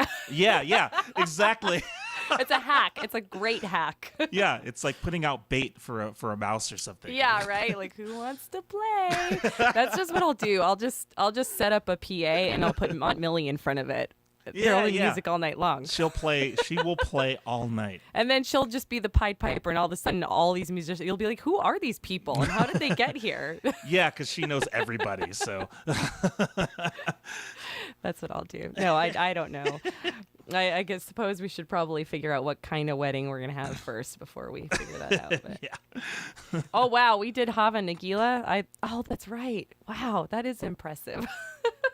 Huh. They did Nice. Hava Nagila. I would like to hear Delco version of that. I know. I don't remember. I mean, I remember doing it, but I don't remember it. You know. Yeah. So maybe there's a video somewhere. That's awesome. Yeah, Ed, we'll have to learn Hava Nagila for something. Yeah, I would mind learning that. Sounds like fun. It's a neat song. So yeah, that's my memory. Beth and Lynn's wedding in Dillon, Colorado, that we were very, great very memory. lucky to play.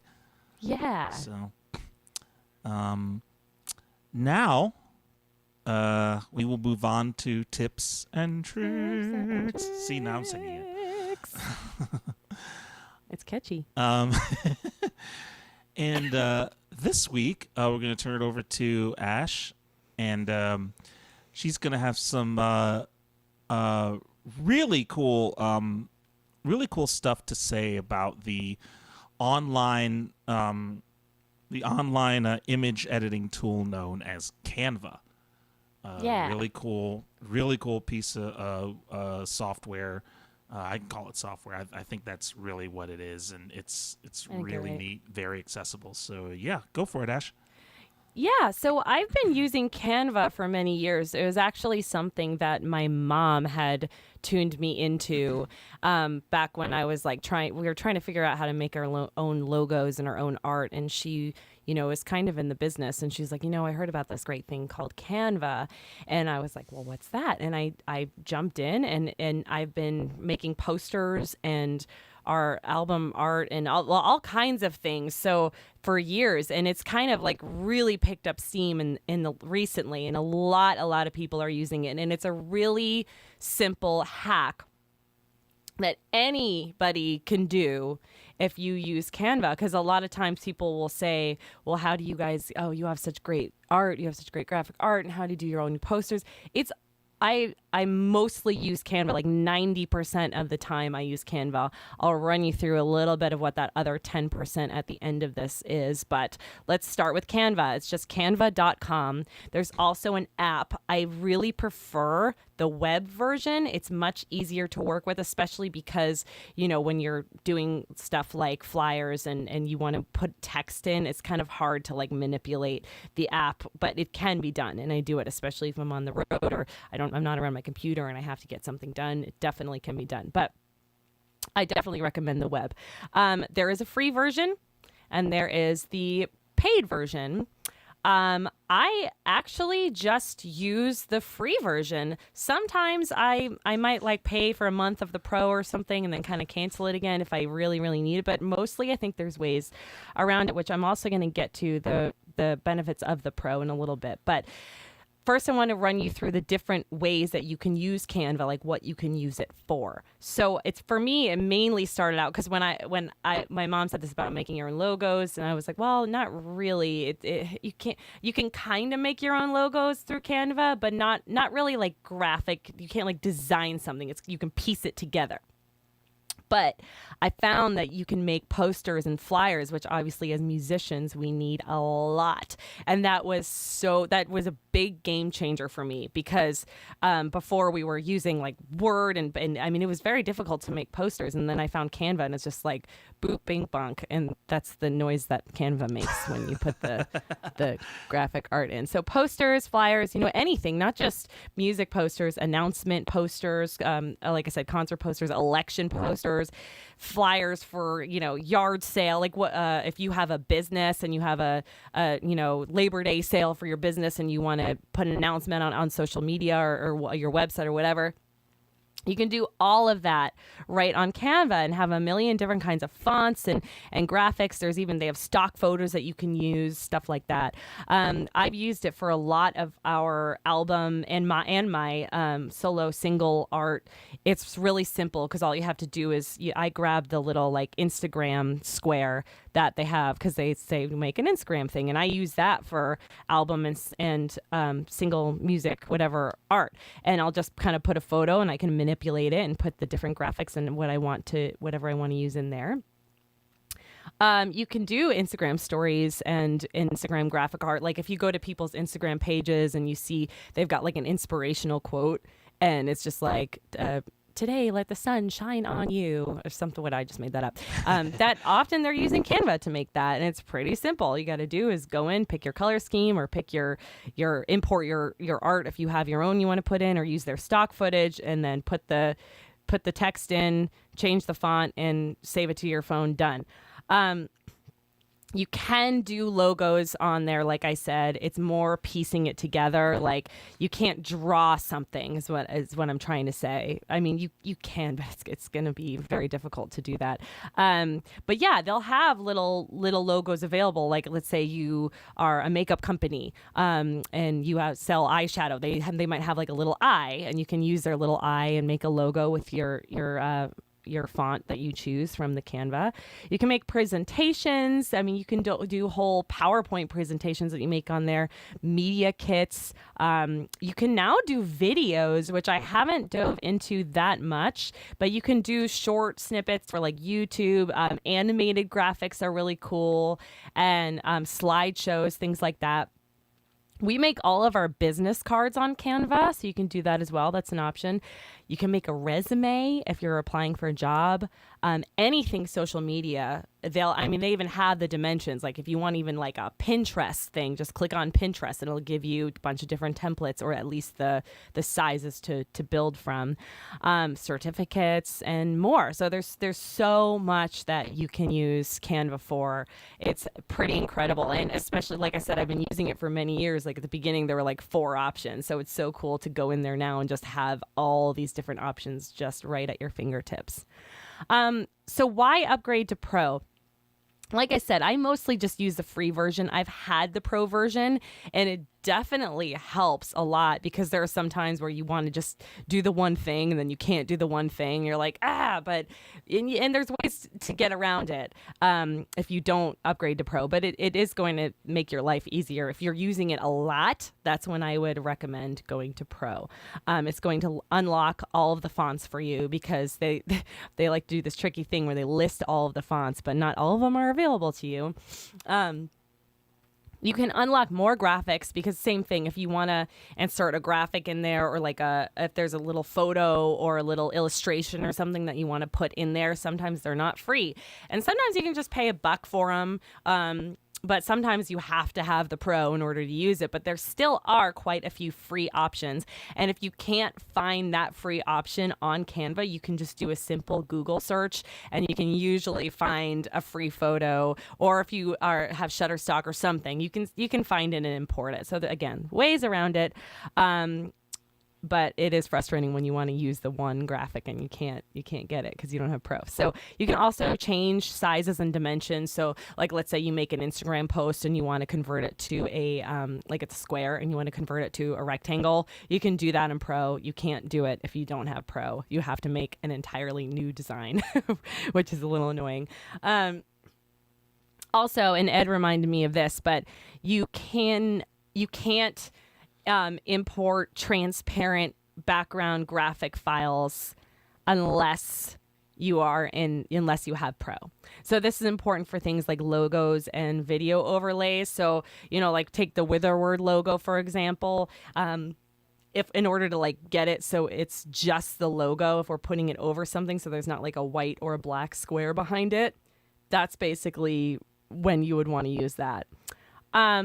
So you can't there are definitely has its limitations. Like Canva can't do everything. So I do have to use some other like websites and other apps in order to make certain things happen that I want to happen. Like I said, you can't actually create graphics so much. I mean, you can do the whole draw thing, but it's just not going to look very good. I would definitely recommend another program to do that. You can't really edit photos on Canva. There are filter options, but they're very, very, very basic. So if you want to edit your photo, I would do it somewhere else and then import it. And you can crop photos and things like that, but it's sometimes I especially if I'm making album art, you don't want to just like take your photo that you want to use for the album art and just import it and start working with it. You should probably manipulate it in a photo editing app, get the photo exactly how you want it to look, then put it into Canva, and that's when you put your text and your boxes and all that stuff on top of there. There are some examples that we will show you as well of all these different things that I've made on Canva for myself and for Witherword, so you guys can kind of see what it does. But yeah, when for the other 10%, the other things that I would recommend, definitely check out Shutterstock if you're not familiar with it. It's great for stock images. You have to pay for it, but really it's worth it because I mean, if you have that makeup company and you want a very specific eye, you don't want just the eye that they're giving you on Canva, you might go into Shutterstock and you're going to have a million options to work with, and you just pay a little bit, or you already have if you've got like the monthly subscription or whatever, you just grab it because you already paid for it basically, and then you can throw that into Canva and work with it. There is another newer app that I'm starting to get into called Photo Director. So if you watched or listened to one of our earlier podcasts, you would have seen me do a tutorial on Power Director, which is a video editing app. Photo Director is the photo version of this, and you can do really cool stuff. So I threw an example out there to Ed that you'll see of the single art I did for a song called Modern World for one of my solo pop songs that I've released recently. I did that on Photo Director. So I took a picture of me and I was able to find this really cool cityscape and overlay it on top.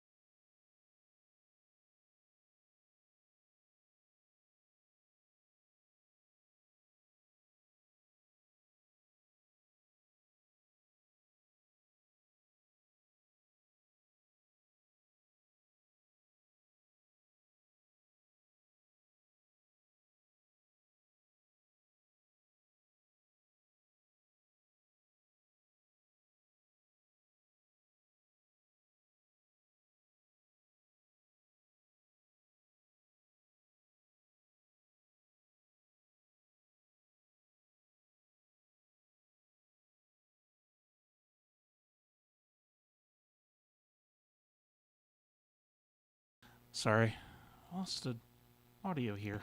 You lost my audio? Oh, there we go. Sorry. Yep. Let's go ahead and make something from Okay, so Adobe Lightroom is my favorite editing There we go. software. I use it to edit all of my photos. Anything you see me post on Instagram has every single one of those photos has gone through Adobe Lightroom, every single one. And it's a natural editor, so it's not going to be like, you're not going to do as many funky things like you will as photo director. It's more like, bump up the exposure or, get rid of that like pesky, twig that's in the background that you want gone, or make the colors pop, stuff like that. So yeah, I might do tips and tricks down the road here entirely on Adobe Lightroom because I do use it quite a bit. So stay tuned for that in the future. There's also some background eraser apps, like I mentioned earlier, how the transparent background files, like that sort of thing, you're still going to have to pay the pro in order to get those into Canva to use on your whatever you're creating. But you can make them on some pretty cool apps. The one I use is Background Eraser. I think there's a lot of different options for that. I also use that to create that modern world thing. So there were a few apps that I had to piece together to make that art actually. Another great one, and maybe this was used in today's show and tell segment, but Ed introduced me to an app called Snapseed. Mm-hmm. Yeah, and it kind of, we've been using that for many years. It makes the backgrounds in particular, like the skies, you can make them look really, really cool with just a few simple editing taps basically on Snapseed. So we're really big fans of Snapseed. We there was a period of time where we were like running everything through Snapseed. So everything has this like super dramatic look to it. So if you're looking for something dramatic to edit your photos with, check that one out. That one's going to be really cool. So all of that said, Ed, have you shown the examples yet of the different things that I've made on Canva that I sent with you? Yep. Okay, cool. So we've been through those, and now what we'll run for you is I did a little tutorial on how to make a very basic poster from scratch on Canva. I did it using the app. Keep in mind, so if you use the web editor, it's going to go a little bit more smooth than what you're about to watch. But regardless, this is just an example of something that you can do. Let's go ahead and make something from scratch, though, real quick. So, like something without a template. So, let's open up Canva. And let's make a poster. Coronavirus poster. I don't know what that is. That's interesting. But, okay, so music poster.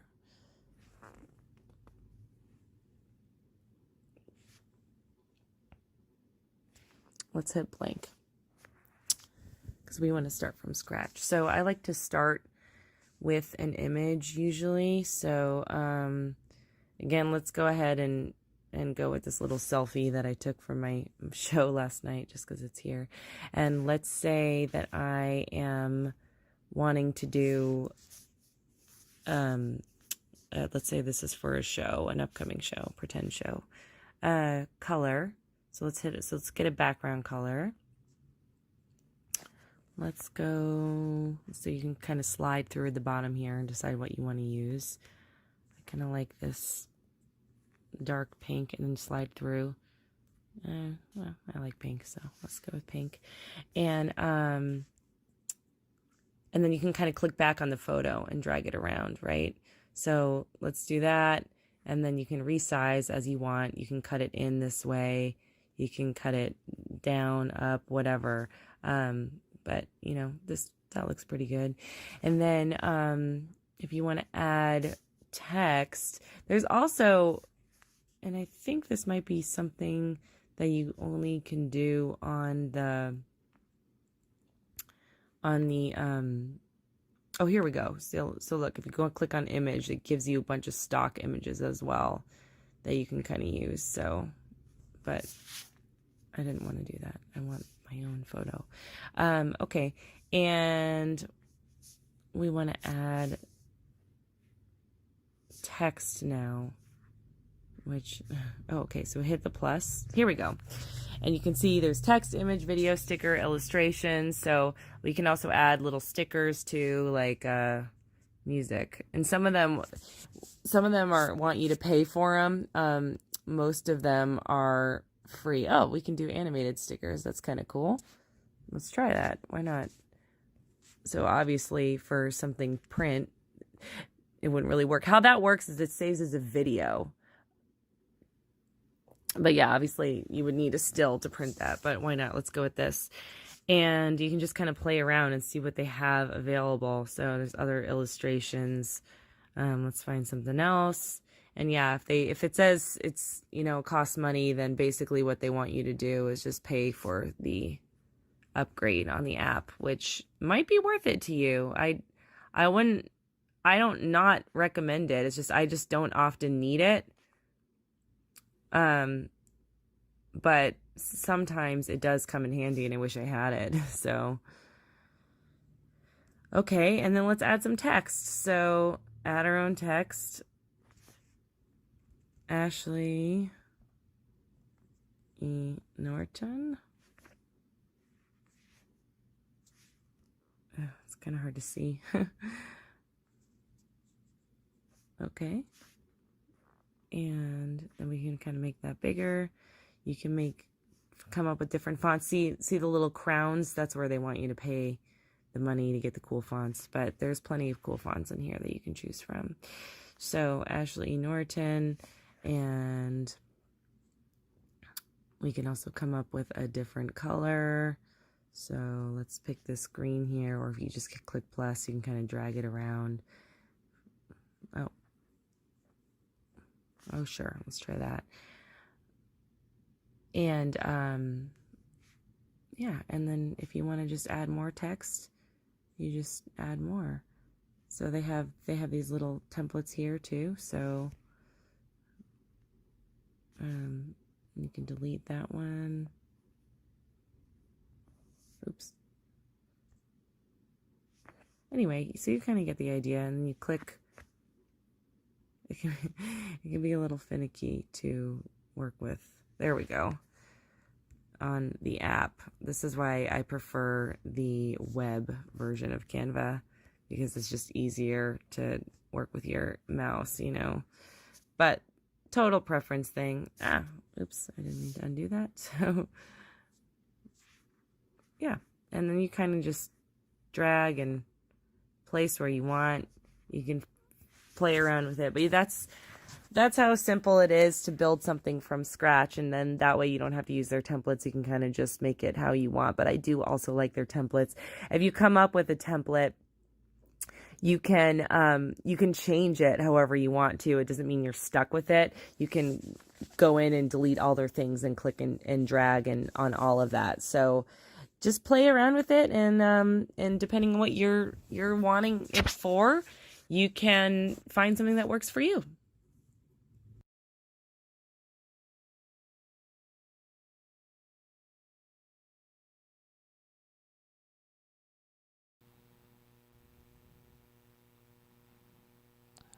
Wow, awesome. Great job, Ash. Thank you. That looks really cool. One thing you had mentioned, I think you mentioned that the app looks very, very different from the web version. Oh, yeah.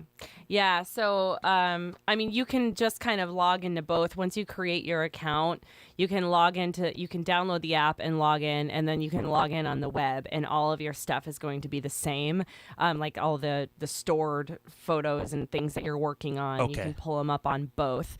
But I do really recommend, unless you're making something simple, I really do recommend the web version. I mean, it looks very, very different, and you kind of have to learn both if you're going to work with them both. But it's a small learning curve. Honestly, Canva is super, super easy to use.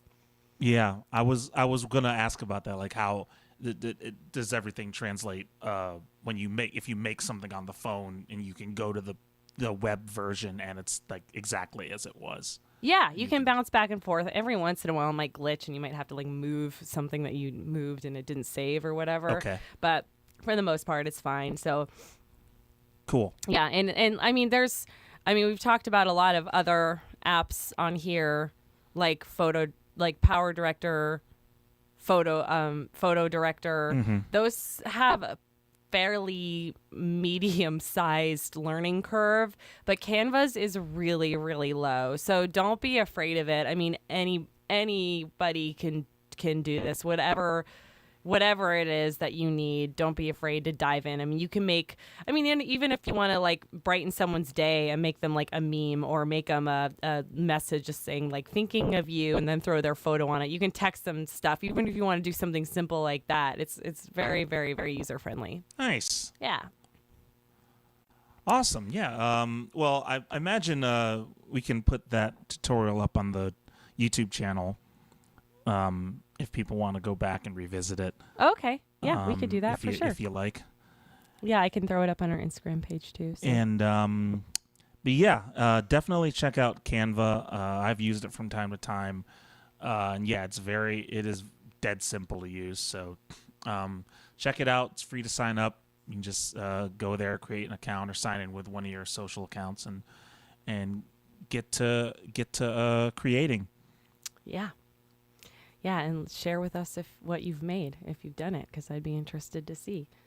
And then it's kind of addicting, too. I like just do stuff for friends of mine for fun. They're like, I need this. And I'm like, ooh, I'll go ahead. It's kind of fun.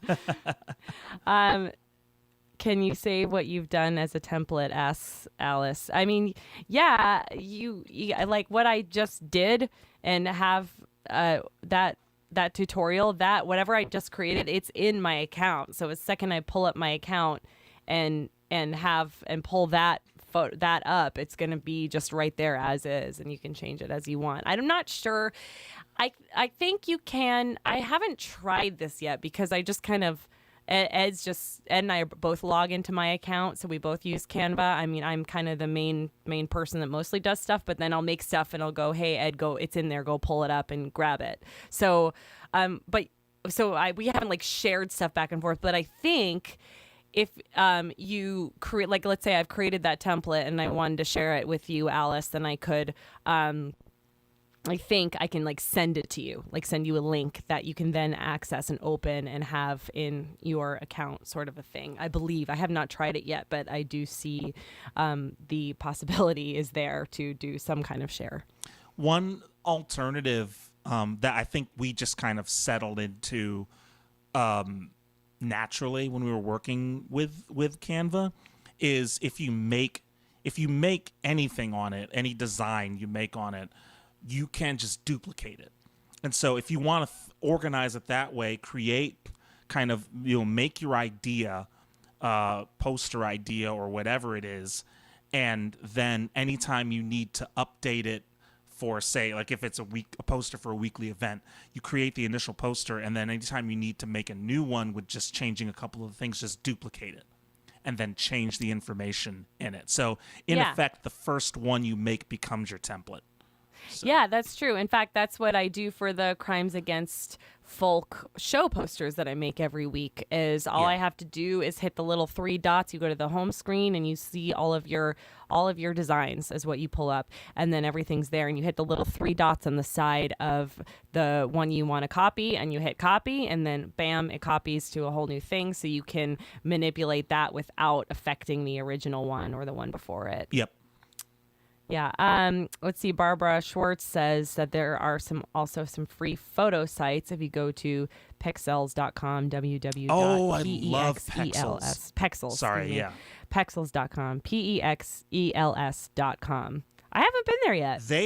That's my favorite. They're more kind of full-size stock photos than like clip art stuff. They don't do a lot of clip art, but you can get like super high quality stuff on there for free, like really, really good stuff. It's definitely, so if you're like looking for a cool background or something for a poster, that's the first place I go is Pexels. Cool. Yeah, I'll have to check that out. Because you can get like the original, like original resolution photos for free, which is really cool. Yeah. Yeah. Well, cool. Right. Any other questions there? Yeah, let us know if you guys have any questions about this or anything really. Especially because, as we mentioned, we are moving forward with a new show format. It's not too different from what we're doing. The main difference is that the music isn't going to be part of the podcast anymore. It's going to be separate. So we are launching a Patreon page. It's going to be ready at the beginning of October for you. Yep. And all you have to do is just support us with a little bit of a monthly fee, and then each Sunday, about a half an hour before the show starts, and this will be separate than the podcast. You can tune in and listen to Ed and I play live as kind of a bonus pre-show concert, and then you'll listen to the podcast and we'll do one song at the end. We just felt like having the two things at once was making it a little bit long, and we wanted to focus on our guest and the stories that we're telling during the show. And we also will be doing our happy hour show on Thursdays, minus this Thursday. Yeah, just when we're able to. So. Yeah, exactly. When we're able to, we'll stream just an hour of music on Thursdays, so you guys have options to still hear us. All right. Well, let's. If there's no other questions, then I guess we can wrap it up here. Yeah. With the song. Let's do our song. Thanks everybody for tuning in. Again, big thanks to Colin Maddocks for dropping in all the way from Liverpool and giving us some really cool stories from his own history. We do this every Sunday, broadcast it on Facebook, Band Lab, and YouTube. As a reminder, the podcast, the edited version, will go out Tuesdays on any podcast app you listen to. Please feel free to go there, subscribe, give us a like and a review if you're listening and you dig what you hear. And in any event, we're going to finish up with a tune. Yep. Get my guitar.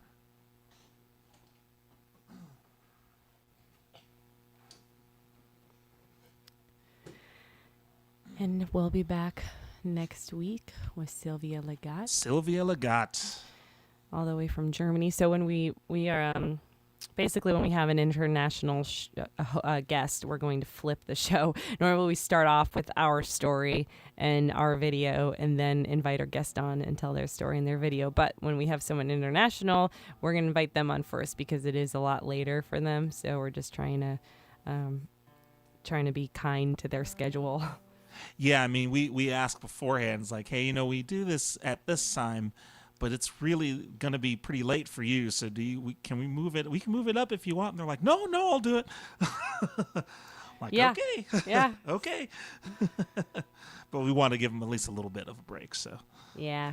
Which is why we're also going to do our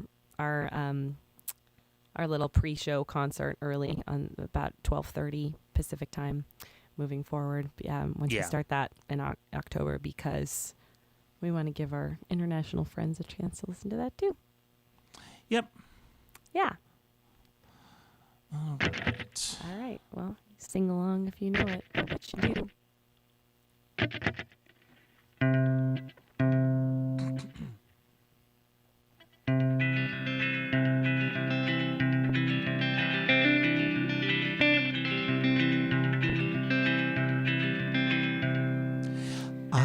Just a poor boy, though my story is seldom told.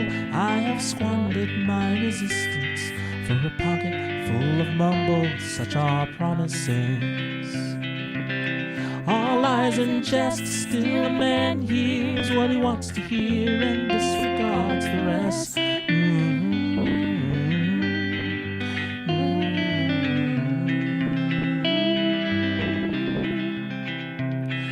Left my home and my family, I was no more than a boy in the company of strangers, in the quiet of a railway station, running scared, laying low, seeking out the poor quarters where the ragged people go, looking for the places only they would know. Lie, lie, lie, lie, lie, lie.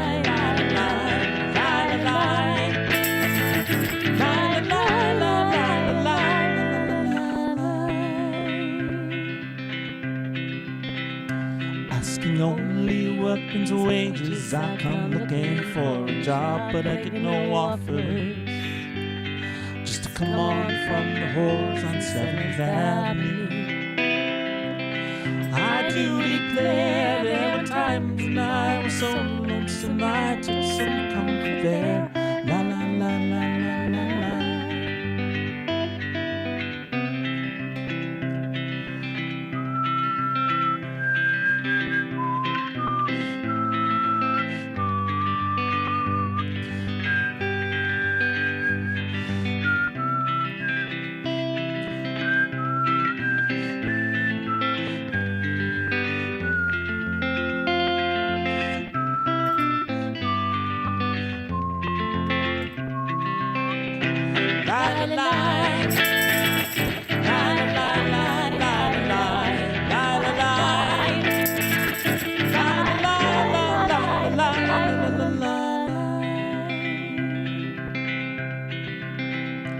Then I'm laying out my winter clothes and wishing I was gone, going home, where the New York City winters are bleeding me, going home.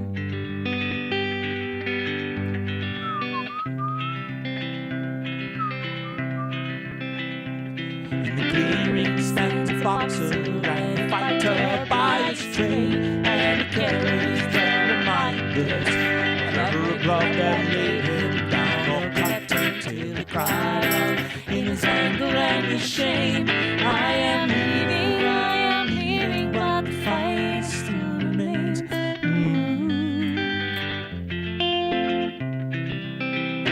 Lie, lie, lie, lie, lie.